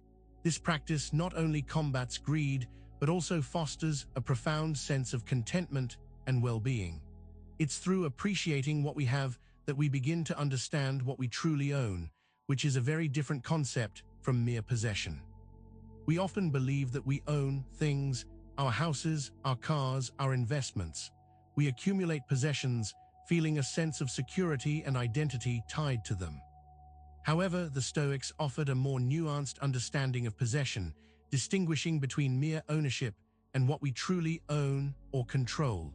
What then truly belongs to us? The Stoics would argue that the only things we truly own are our own minds, our thoughts, our judgments, our intentions, our will, and our character. These are the aspects of ourselves that are entirely within our power, that no external force can take away unless we allow it. Everything else, our material possessions, our reputation, even our physical bodies, are in a sense on loan. They can be lost, damaged, or taken away at any moment. Recognizing this distinction is liberating. It means our true wealth and security don't lie in what we accumulate externally, but in the quality of our inner life. When we focus on cultivating virtue, wisdom, and self-control, we are building an ownership that is unassailable. This understanding of true ownership is key to comprehending the often fleeting nature of pleasure. Pleasure, it's a powerful motivator, a sweet reward, a source of temporary joy. We often pursue it relentlessly, believing that a life filled with pleasure is a good life. However, the Stoics observed that pleasure, by its very nature, is fleeting. It's a transient state that, once experienced, quickly fades, leaving us often wanting more or feeling a sense of emptiness. Think about your favorite food. The first bite is often exquisite, a burst of flavor and satisfaction, but after a few more bites, the intensity diminishes. By the time you finish the meal, the extraordinary pleasure has passed, replaced by a more mundane feeling of fullness. This is the nature of most sensory pleasures. They are intense in the moment, but do not provide lasting fulfillment. The pursuit of pleasure can become a treadmill. The more we chase it, the more elusive it becomes. This pursuit can also lead us down dangerous paths, into addiction and vice as we try to recapture that initial, intense feeling. The Stoics argued that true well-being comes not from chasing fleeting pleasures, but from cultivating a stable inner state of virtue and contentment, which are enduring and not dependent on external stimuli. This also highlights the dangers of addiction. Addiction is the ultimate surrender of our will, the insidious process by which a substance, behavior, or even a thought pattern gains control over our lives. It robs us of our autonomy, dictating our choices and consuming our energy. The Stoics viewed addiction as a profound enslavement, a perversion of our natural capacity for reason and self-determination. Whether it's an addiction to drugs, alcohol, gambling, or even certain behaviors like excessive scrolling, the underlying mechanism is the same: a compulsive pursuit of a fleeting reward that overrides rational judgment and self-control. The individual becomes a slave to the object of their addiction, willing to sacrifice health, relationships, and well-being in its pursuit. The Stoic approach to combating addiction lies in the rigorous application of their core principles. Recognizing what is within our control, our judgments and actions, and what is not, the craving itself, in its initial impulse, and consciously choosing to act in accordance with reason and virtue, even in the face of powerful urges. It's a battle fought in the mind, where the reassertion of our will is paramount. This reassertion is the foundation for the mastery of emotion. Emotions are a fundamental part of the human experience. They alert us to stimuli, motivate our actions, and add richness to our lives. However, when our emotions become uncontrolled, they can lead to destructive behavior and inner turmoil. The Stoics did not advocate for the eradication of emotion, but for its mastery, learning to manage and direct our feelings through reason and self-awareness. The key to mastering our emotions, according to the Stoics, lies in understanding that emotions are often a product of our judgments. When we judge a situation as a catastrophe, we feel fear. When we judge someone's actions as an insult, we feel anger. By learning to critically examine our judgments, we can gain power over our emotional responses. We can choose not to assent to irrational fears or unfounded anger. This mastery isn't about becoming emotionless, but about becoming unperturbed. It's about allowing emotions to arise as signals, but not allowing them to dictate our actions or undermine our inner peace. It's about being the captain of your emotional ship, not a passive passenger tossed about by every wave. This inner discipline is particularly vital when confronting the destructive force of anger. Anger is one of the most powerful and potentially destructive emotions. It can flare up suddenly, cloud our judgment, and lead us to say or do things we later regret. The Stoics saw anger not as a righteous response, but as an illusion, a form of temporary madness fueled by faulty judgments. They recognized it as a fire within that, if unchecked, can burn down everything in its path. The Stoics believed that anger arises when we perceive an injustice or an offense, and we judge that it is unbearable or that the offender deserves punishment. They argued that this judgment is often flawed. We often don't have the full picture, our expectations are unrealistic, or we are simply reacting to a perceived slight that is not as significant as it seems in the heat of the moment. The antidote to anger, from a Stoic perspective, is to pause, to examine our judgments, and to seek understanding rather than immediate retribution. It involves recognizing that the offense is less about the external act and more about our internal interpretation. By cultivating patience, forgiveness, and a broader perspective, we can extinguish the fire of anger before it takes hold, transforming it into a more constructive response. This understanding of emotions as signals rather than dictators is crucial, especially when it comes to fear. Fear, it's a primal emotion designed to alert us to danger and protect us from harm. In this sense, fear can be a valuable signal, guiding us away from genuine threats. However, when fear becomes chronic, irrational, or paralyzing, it transforms from a helpful signal into a tyrannical dictator, dictating our lives and robbing us of our freedom.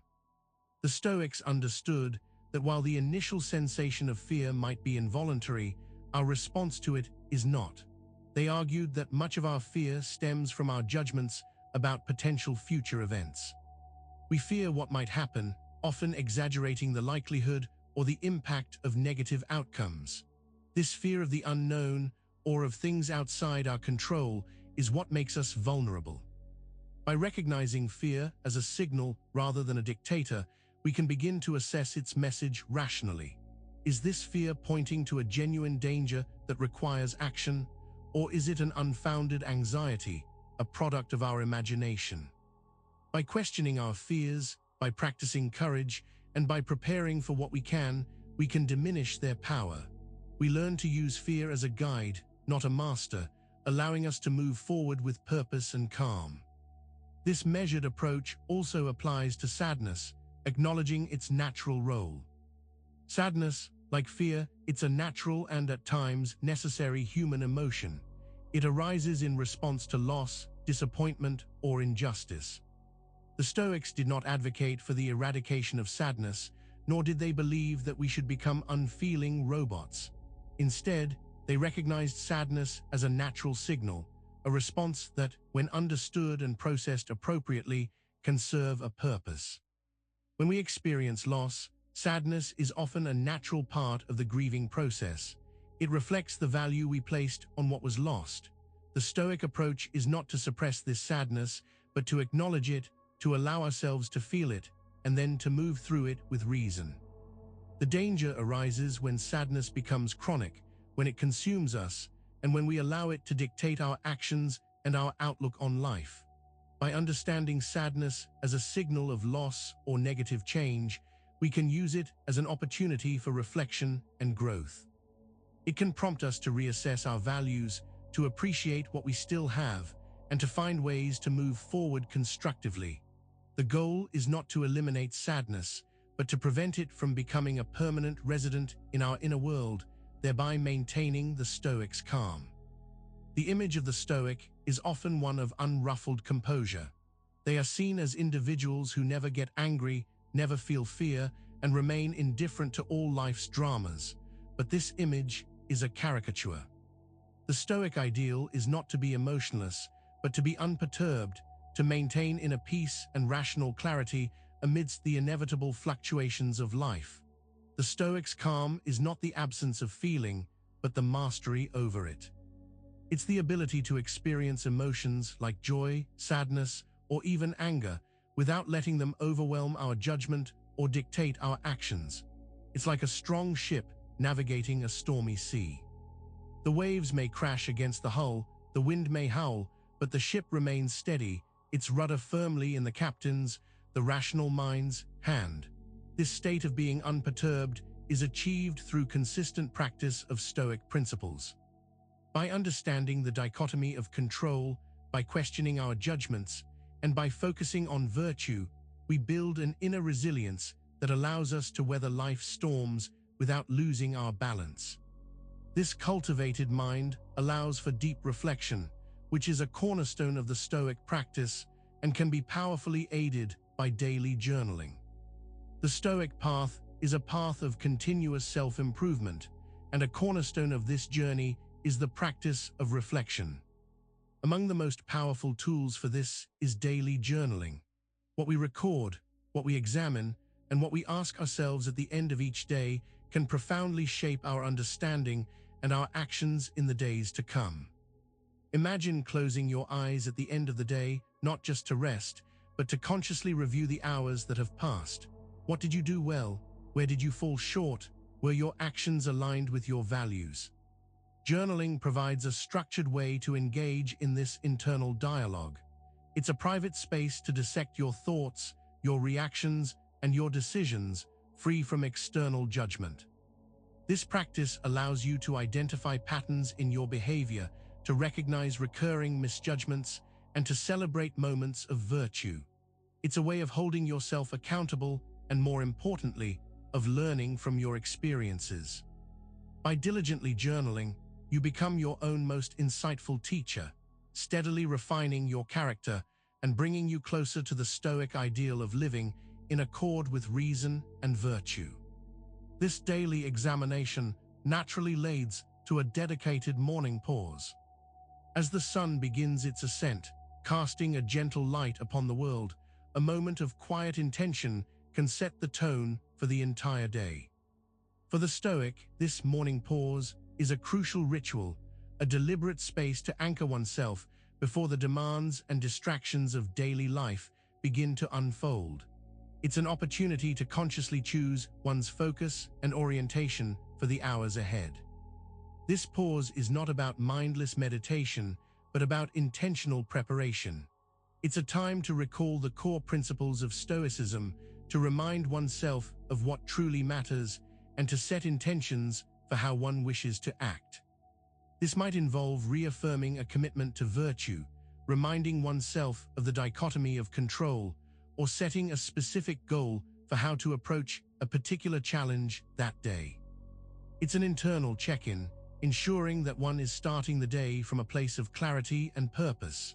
By taking this brief but powerful pause, one can preempt the reactive mode that so often takes over.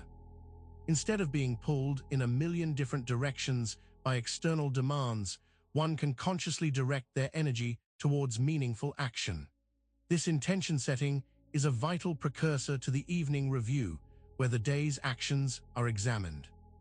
As the day draws to a close, the evening review offers a vital opportunity to reflect on how our intentions have translated into actions. It's a critical practice for self-awareness and growth, allowing us to learn from our successes and our shortcomings. For the Stoic, this daily examination is not about self-flagellation, but about honest self-assessment and continuous improvement. Imagine sitting down, perhaps with a journal, and mentally walking through the events of your day. Did you act in accordance with your principles? Were your judgments sound? Did you succumb to impulses or emotions that undermined your intentions? This process involves asking specific questions that probe the quality of your actions and your inner state. By honestly examining our day, we can identify recurring patterns of behavior that serve us well as those that hinder our progress. This self-awareness is the first step towards making conscious changes. It's through this diligent review that we can strive to live more virtuously, make wiser choices, and ultimately bring ourselves closer to the Stoic ideal. The questions we ask during this review are fundamental to this self-examination, prompting us to ask if we truly lived in accordance with nature. This is one of the most fundamental questions a Stoic would ask themselves during their evening review. Am I living in accordance with nature? This isn't about whether you spent time outdoors, but whether your actions and judgments align with the rational order of the universe and with your own human nature. To live in accordance with nature means to embrace reason, to act justly, to be courageous, and to practice temperance. It means understanding our interconnectedness with others and with the cosmos. When we are angry, envious, or deceitful, we are acting against nature. These actions create internal discord and disconnect us from the rational flow of the universe. By asking this question, we gauge our alignment. Are our desires and aversions in harmony with what is truly good and what is truly outside our control? Are we treating others with the fairness they deserve as fellow rational beings? This honest self-assessment helps us to identify where we have strayed from our true path and provides direction for future improvement. It's a powerful tool for ensuring our actions are virtuous, which leads to the next critical question. Following naturally from the question of living in accordance with nature is the direct inquiry into our ethical conduct. Did I act virtuously? This question cuts to the heart of Stoic practice, for virtue is considered the sole good. It's about assessing the quality of our character in action, not the impressiveness of our achievements. This self-examination demands honesty. Did we act with wisdom when faced with a difficult decision? Were we just in our dealings with others, treating everyone with fairness and respect? Did we show courage in the face of fear or adversity? Did we exercise temperance, managing our desires and impulses with self-control? The purpose of this question is not to induce guilt or shame, but to provide valuable feedback. If the answer is yes, it reinforces virtuous behavior and builds confidence. If the answer is no, it pinpoints areas for improvement. It highlights where our judgments may have been flawed, where our impulses got the better of us, or where we failed to live up to our own standards. This honest assessment is crucial for growth, and it naturally leads us to consider our impact on others. The Stoics understood that human beings are inherently social creatures, and that our flourishing is inextricably linked to the well-being of the community. Therefore, a crucial part of their ethical framework involved contributing to the common good. So, during the evening review, a vital question emerges: did I serve others? This isn't about grand, heroic gestures, though those have their place. It's about the countless small ways we interact with the world around us. Did we offer a helping hand to a colleague? Were we patient with a family member? Did we contribute positively to conversations? Did we act with kindness and consideration towards strangers? Fulfilling our duties to others, acting in ways that benefit the collective, is seen not as a burden, but as a natural expression of our rational and social nature. When we act selflessly, when we contribute to the well-being of others, we not only foster a better society, but also cultivate our own inner virtue. We move beyond a narrow focus on ourselves and connect with something larger, reinforcing the idea of serving others and conquering our vices. In our pursuit of virtue, we all grapple with our vices, those ingrained habits or character flaws that hinder our progress and lead us away from our ideals. The evening review is the perfect time to confront these inner battles. The question then becomes, did I conquer a vice? This is not about expecting perfection overnight. It's about acknowledging where we have made progress, however small. Perhaps you've been working on controlling your temper, and today you managed to bite your tongue when you felt a flare of anger. Or perhaps you've been struggling with procrastination, and today you tackled a task you'd been avoiding. Even a small step in the right direction is a victory. Recognizing these moments of progress reinforces our commitment to virtue and builds momentum for future growth. On the other hand, if we recognize that we have succumbed to a vice, this is not a cause for despair, but for renewed determination. It's a signal to redouble our efforts, to re-examine our judgments, and to commit to doing better tomorrow. This honest self-assessment is a critical component of avoiding the Socratic warning. Socrates, the ancient Greek philosopher whose life and teachings profoundly influenced Stoicism, famously declared that the unexamined life is not worth living. This statement serves as a potent warning against complacency and a call to a life of conscious self-reflection. The Stoics took this to heart, embedding self-examination into the very fabric of their daily practice. An unexamined life is one lived on autopilot, driven by impulse, habit, and the expectations of others, without any conscious awareness or critical evaluation. We go through the motions, react to stimuli, and accumulate experiences, but we fail to glean wisdom from them. We are like a ship adrift without a rudder, subject to the whims of every passing current. The Stoic practices of morning intention and evening review are direct responses to this Socratic warning. They are deliberate acts of taking the helm, of consciously directing our lives and our character. By asking ourselves searching questions, by dissecting our actions and motivations, we ensure that our lives are not merely lived, but lived with purpose, with understanding, and with a continuous striving for virtue. This inner work of examination leads to a powerful dialogue within ourselves, our inner monologue. The inner monologue, that constant stream of thoughts and self-talk that accompanies us throughout our waking hours, is often the battlefield where our character is forged or fractured. The Stoics understood the immense power of this internal dialogue and advocated for a conscious engagement with it, not as a passive observer, but as an active participant. This isn't about silencing your thoughts, but about engaging in a reasoned dialogue with yourself.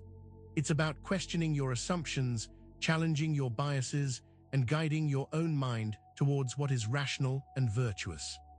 When you catch yourself entertaining a negative or irrational thought, instead of simply accepting it, you can engage in a kind of internal debate. Is this thought true? Is it helpful? Is it aligned with my values? This inner dialogue acts as a form of self-correction, a constant refinement of our judgments and perspectives. It's through this ongoing conversation with ourselves that we begin to understand our own patterns of thinking, to identify our cognitive traps, and to actively steer our minds towards greater clarity and equanimity. This conscious engagement with our thoughts allows us to see ourselves clearly, like looking into a mirror of contemplation. Contemplation, in the Stoic sense, is a deep and deliberate form of reflection, a turning inward to observe our thoughts, emotions, and behaviors with clarity and detachment. It's like looking into a perfectly still mirror. What we see is a true reflection, unclouded by distortion or wishful thinking.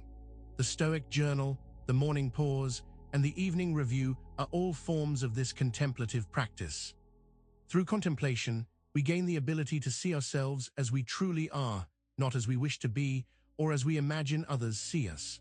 We can observe our tendencies towards anger, our susceptibility to desire, our patterns of procrastination, and our moments of profound virtue, all without judgment, but with clear-eyed observation. This isn't about becoming a harsh critic of yourself, but about becoming an honest observer. This clarity allows us to identify the gap between our intentions and our actual behavior. It reveals the subtle ways in which our ego might be influencing our decisions, or how our self-importance might be clouding our judgment. By consistently engaging in this mirror of contemplation, we begin to dismantle the illusions we hold about ourselves and gain a more accurate and ultimately more useful understanding of our own character. This can be a humbling experience, leading us to confront the burden of our ego. The ego, that sense of self-importance, that constant need for validation, that belief in our own exceptionalism, can be a heavy burden. It can lead us to crave attention, to feel entitled, and to become overly sensitive to criticism. The Stoics recognized the ego as a significant obstacle to wisdom and inner peace, and they advocated for a process of detaching from this self-importance. This detachment isn't about becoming self-effacing or denying our worth. Rather, it's about recognizing our true place in the grand scheme of things. It's about understanding that our individual existence, while unique and valuable to us, is but a small part of a vast and interconnected universe. This perspective helps to deflate the inflated sense of self that can lead to so much internal conflict. When we begin to detach from our ego's need for constant affirmation, we become more resilient. We are less threatened by criticism and less driven by a need for external praise. Our focus shifts from how we appear to others to how we are being. This reduction of self-importance allows us to move from a place of ego-driven action to a more rational and virtuous way of engaging with the world, understanding the smallness of self in the grand scheme. When we contemplate the sheer vastness of the cosmos, the billions of stars, the unfathomable distances, the immense age of the universe, our individual existence can feel incredibly small. For the Stoics, this realization of the smallness of self in the grand scheme of things was not a cause for despair, but a profound source of humility and perspective. This perspective helps to contextualize our worries and our ambitions. The perceived crises of our daily lives, the slights that sting, the desires that consume us, they all shrink in significance when viewed against the backdrop of cosmic immensity. This is not to diminish the importance of individual experience, but to place it in its proper context. By understanding our relative smallness, we can shed the burden of ego and self-importance. We can become less preoccupied with our own petty concerns and more attuned to the larger rhythms of existence. This humble perspective allows us to approach life with a greater sense of wonder, a deeper appreciation for the present moment, and a more genuine desire to live in harmony with the world around us. This, in turn, fosters humility as a virtue. Humility is often misunderstood. It's not about debasing oneself or believing one is worthless. Rather, it's a state of having a modest or low view of one's own importance, a clear understanding of one's place in the larger order of things. For the Stoics, humility was not merely a desirable trait, but a fundamental virtue essential for wisdom and for living a life free from the distorting lens of arrogance. When we are humble, we are more open to learning. We recognize that we don't have all the answers and that there is always more to understand. We are less likely to be offended by criticism as we are not attached to an inflated self-image. We are more inclined to listen to others, to seek their perspectives, and to collaborate for the common good. Humility allows us to see that our individual efforts, while important, are part of a much larger web of existence. It shifts our focus from seeking personal glory to contributing meaningfully. This understanding of our place and the acceptance of our limitations is a source of genuine strength, as it frees us from the constant pressure of maintaining a perfect or superior facade. This liberation prepares us to consider the fleeting nature of fame and the illusory nature of power over others. Fame, the adoration of the masses, the recognition of one's achievements, it's a goal many strive for, believing it will bring lasting fulfillment. Yet the Stoics recognized fame for what it truly is, a fleeting shadow, an ephemeral reward that holds little intrinsic value and can be a significant distraction from what truly matters. Think about historical figures. Many once basked in the adoration of their time, only to be largely forgotten or re-evaluated by later generations. Fame is dependent on the opinions of others, and those opinions are as fickle and as changeable as the wind. What is celebrated today might be condemned tomorrow or simply fade into irrelevance. The Stoic perspective is to focus on actions and intentions that are virtuous and rational, rather than on the external validation of fame. While accomplishments are natural, the pursuit of fame itself can lead to compromising one's principles or becoming enslaved to the opinions of the crowd. True worth, the Stoics argued, lies not in being known by many, but in being good in oneself, irrespective of whether one's deeds are recognized by the world or remain unseen. This realization helps us understand the true nature of power. Throughout history, humanity has been fascinated by the concept of power, the ability to influence or control others. We see leaders wielding authority, empires expanding, and individuals vying for dominance. However, the Stoics viewed power over others as a dangerous illusion, a pursuit that often corrupts and ultimately diminishes the one who seeks it. Why is it an illusion? Because true control is impossible. We can coerce, manipulate, or impose our will, but we can never truly control the thoughts, feelings, or ultimate actions of another person. Their choices still belong to them. The pursuit of such superficial control often leads to frustration, conflict, and a loss of one's own inner freedom as one becomes consumed with managing external factors. Moreover, the attempt to exert power over others often compromises our own integrity. It can lead to cruelty, injustice, and a detachment from our shared humanity. The Stoic ideal, therefore, is not to gain power over others, but to cultivate power within ourselves, the power of self-mastery. This inner power is the only true and lasting form of strength. In contrast to the illusion of power over others, the Stoics championed a far more profound and attainable form of power, self-mastery.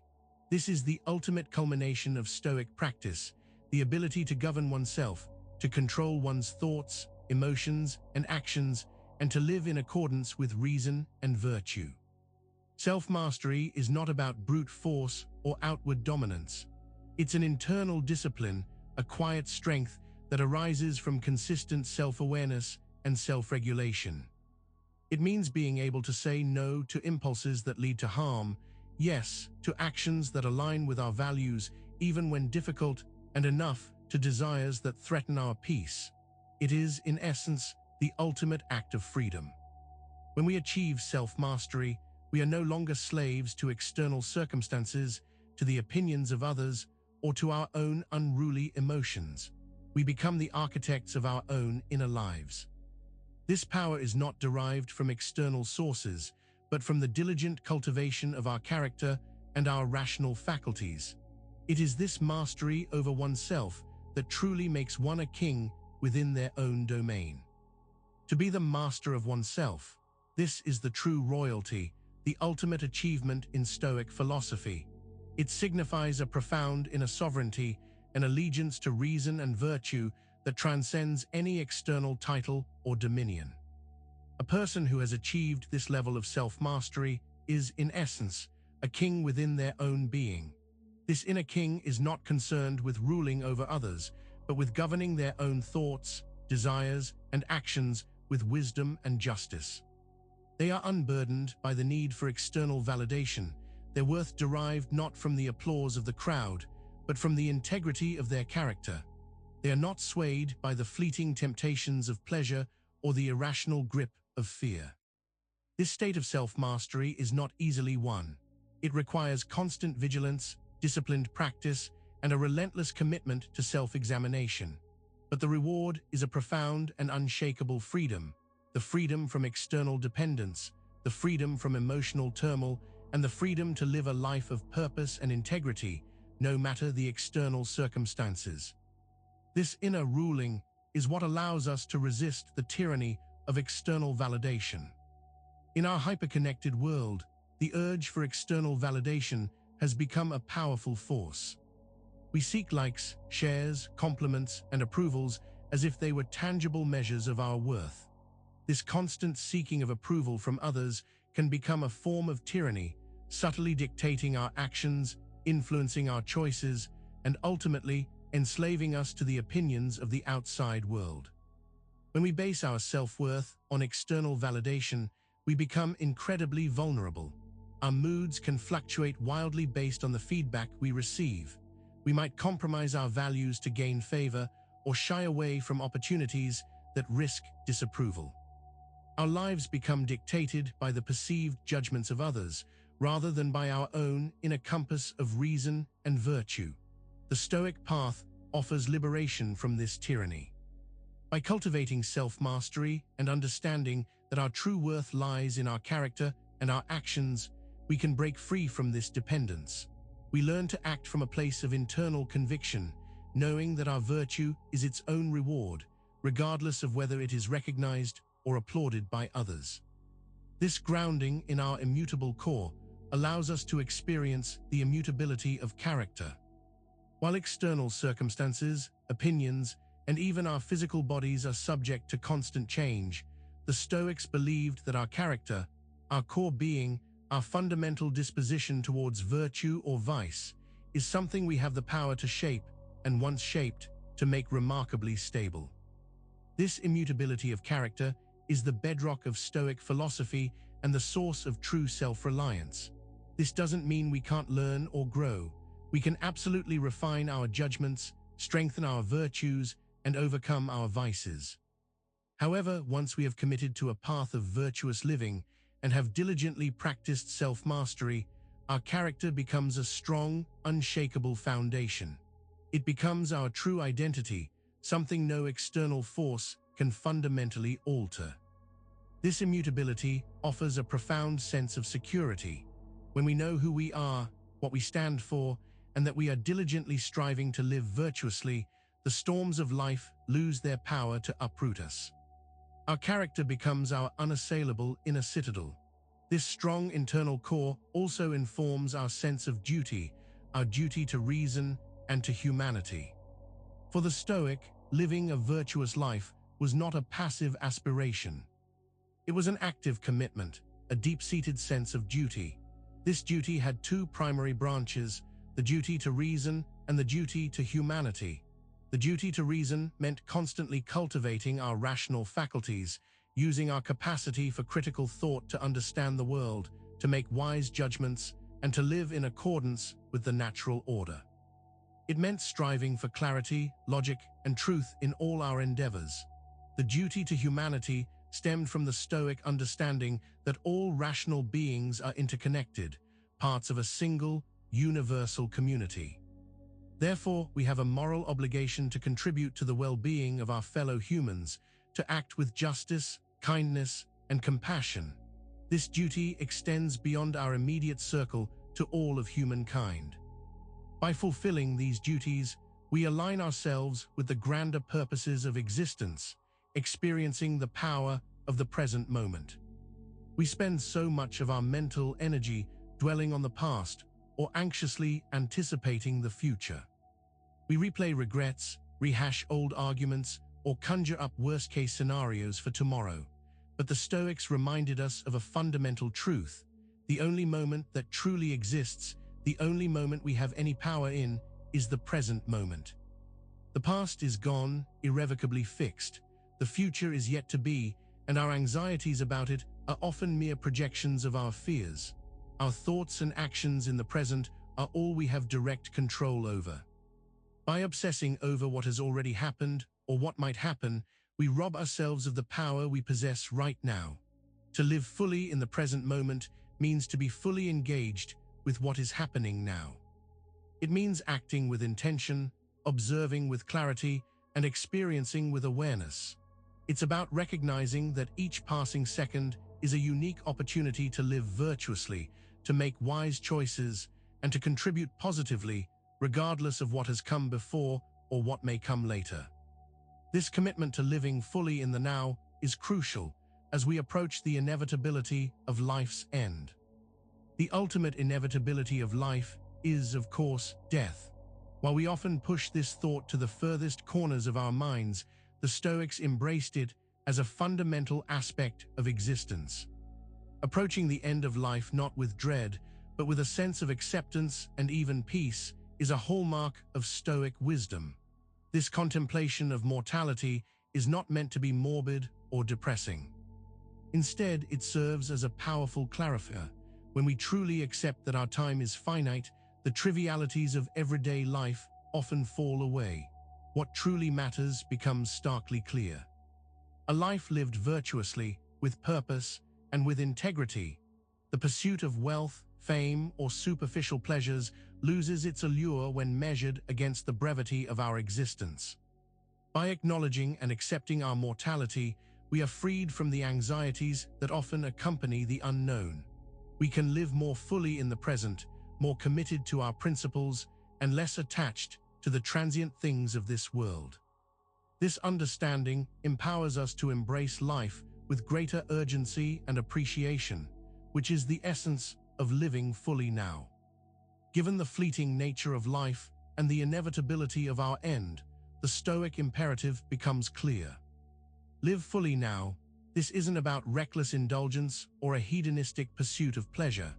It's about a conscious, intentional engagement with the present moment, a commitment to living in accordance with virtue, and a profound appreciation for the gift of existence.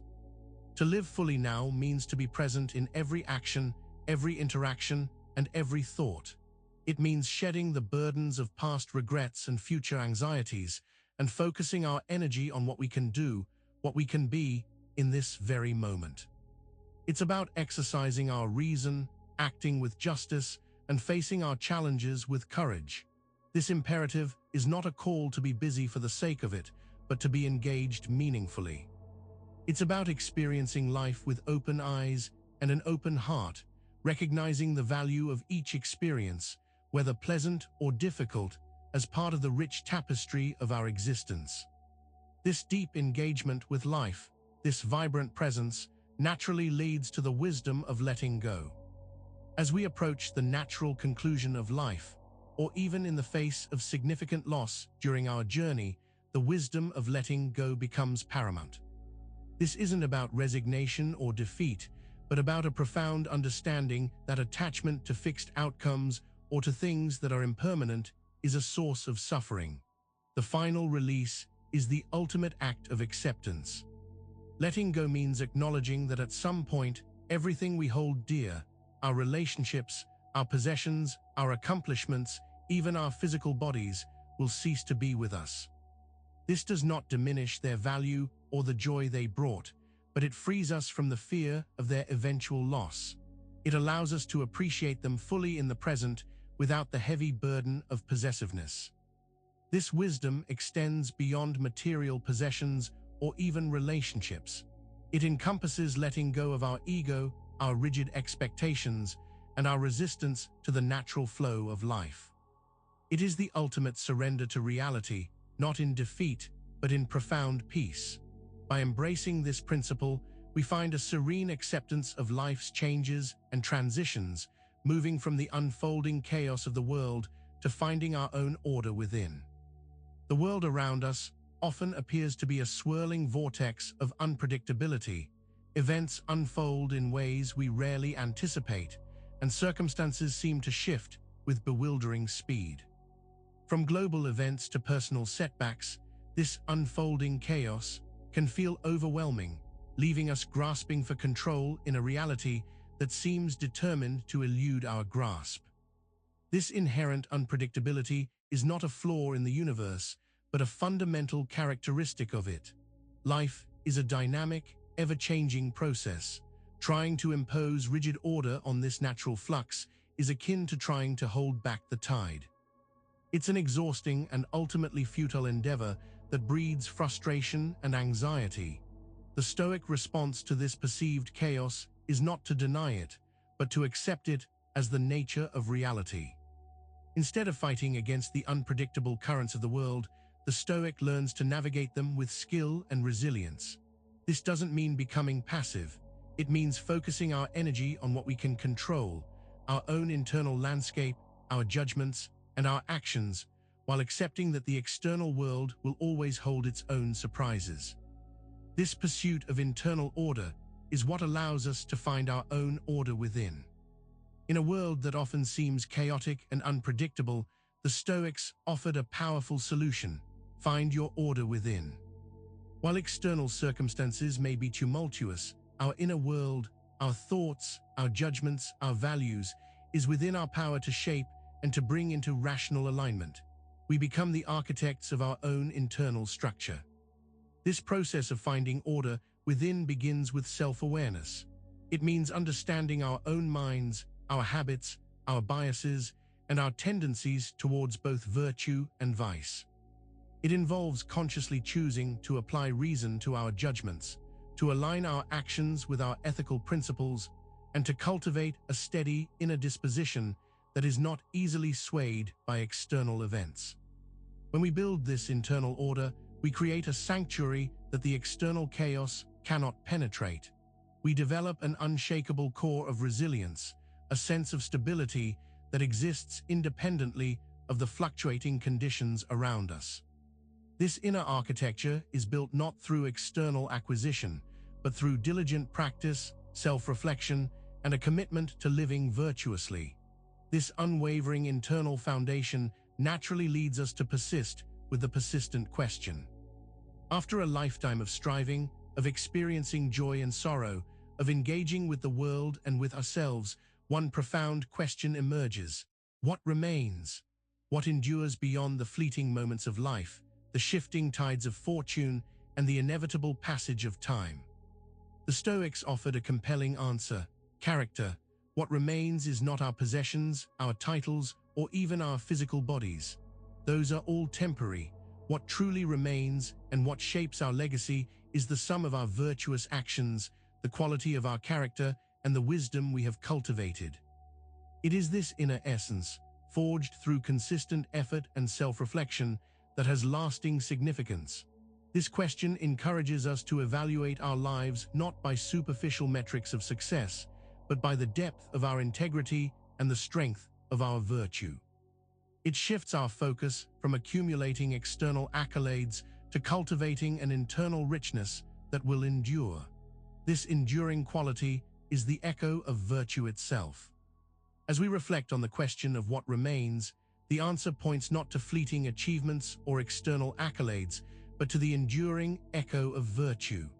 This is the legacy we leave behind, not in stone monuments or written histories, but in the ripples of our actions and the silent testament of our character. Virtue, the Stoic soul good, is cultivated through intentional practice, through wisdom, justice, courage, and temperance. These cultivated qualities manifest in our interactions, our decisions, and our very being. When we act virtuously, we leave a positive imprint on the world and on the lives of those we touch. This imprint, this echo, is what truly endures. While fame may fade and possessions are lost, the impact of a virtuous life resonates. It inspires others, it contributes to the common good, and it leaves behind a testament to the power of living in accordance with reason and nature. This echo is not about outward recognition, but about the lasting impact of a life well lived, a life that has built an unseen strength. We often associate strength with the visible physical prowess, outward confidence, or the ability to command. But the Stoics recognized a far more profound and enduring form of strength, the unseen strength that resides within. This is the internal fortress, built not of stone and mortar, but of unwavering character, reasoned judgment, and resilient virtue. This unseen strength is what allows individuals to face adversity with equanimity, to endure hardship with grace, and to remain steadfast in their principles, even when under immense pressure. It's the quiet resilience that isn't dependent on external circumstances or the opinions of others. It's a deliberate cultivation of inner fortitude, a mastery over one's own mind and emotions. This internal fortress protects us from the external storms of life. It allows us to pursue our duties, act with virtue, and find peace, regardless of what transpires around us. It is the ultimate source of our autonomy and our freedom, and the path to building this fortress is not a destination, but an ongoing journey, the path ahead. The Stoic philosophy is not a set of answers to be memorized, but a way of life to be practiced. The journey of self-mastery, of cultivating virtue, and of finding inner peace is an unending practice. There is no final destination where one can declare their work complete. Instead, it is a continuous process of refinement, of learning, and of striving. Each day presents new opportunities to apply Stoic principles, new challenges to face with courage, new situations that require wisdom, new temptations that call for temperance. The evening review, the morning intention, the contemplation of mortality, these are not tasks to be completed, but rituals to be ingrained. The practice of voluntary discomfort, the discipline of desire, the acceptance of fate, these are disciplines to be honed. This ongoing commitment to practice means that the Stoic path is one of constant growth and evolution. It is a lifelong dedication to becoming a better human being, to living more rationally, and to contributing to the well-being of others. It's a journey that, while demanding, promises a profound sense of purpose and inner fulfillment. This path is an ongoing exploration, and in its depth, the riddle remains unanswered. As we delve deeper into the principles of Stoicism, we uncover profound insights into the human condition, the nature of reality, and the path to inner peace. Yet paradoxically, the more we learn, the more we realize that the ultimate riddle of life remains, in many ways, unanswered. What is the true meaning of existence? What is our ultimate purpose? These are questions that philosophy can illuminate, but perhaps never fully resolve. The Stoic journey, then, is not about arriving at definitive answers, but about engaging with these profound questions with wisdom, courage, and integrity. It's about embracing the process of inquiry, of continuous self-discovery, and of living in a way that honors our rational nature, even in the face of life's enduring mysteries. The pursuit of virtue, the practice of self-mastery, and the acceptance of what is, these are our guides on this ongoing expedition. Our exploration leads us not to a final conclusion, but to a deeper appreciation for the journey itself. It's in the persistent practice, the daily striving, and the honest self-examination that we find our greatest meaning. And as we continue on this path, a profound sense of stillness emerges, pointing towards the eternal questions. After the exploration, after the practice, after the diligent self-examination, what often emerges is not definitive knowledge, but a profound and pervasive sense of stillness within. This is the quiet space that arises when the internal clamor of anxieties, desires, and judgments begins to subside, replaced by a serene equanimity. It is in this stillness that the most eternal questions of existence echo, not with the urgency of a problem to be solved, but with the quiet resonance of ongoing inquiry. This inner stillness is the fruit of Stoic practice, a calm center that remains unperturbed by the external tempests of life. It is the result of accepting what is, of understanding what is within our control, and of living in accordance with virtue. It is a state of profound peace that doesn't deny the complexities of life, but accepts them with clarity and grace. And in this deep, abiding stillness, we are left not with final answers, but with the enduring echo of life's greatest mysteries, inviting us to continue our journey of understanding with open hearts and minds.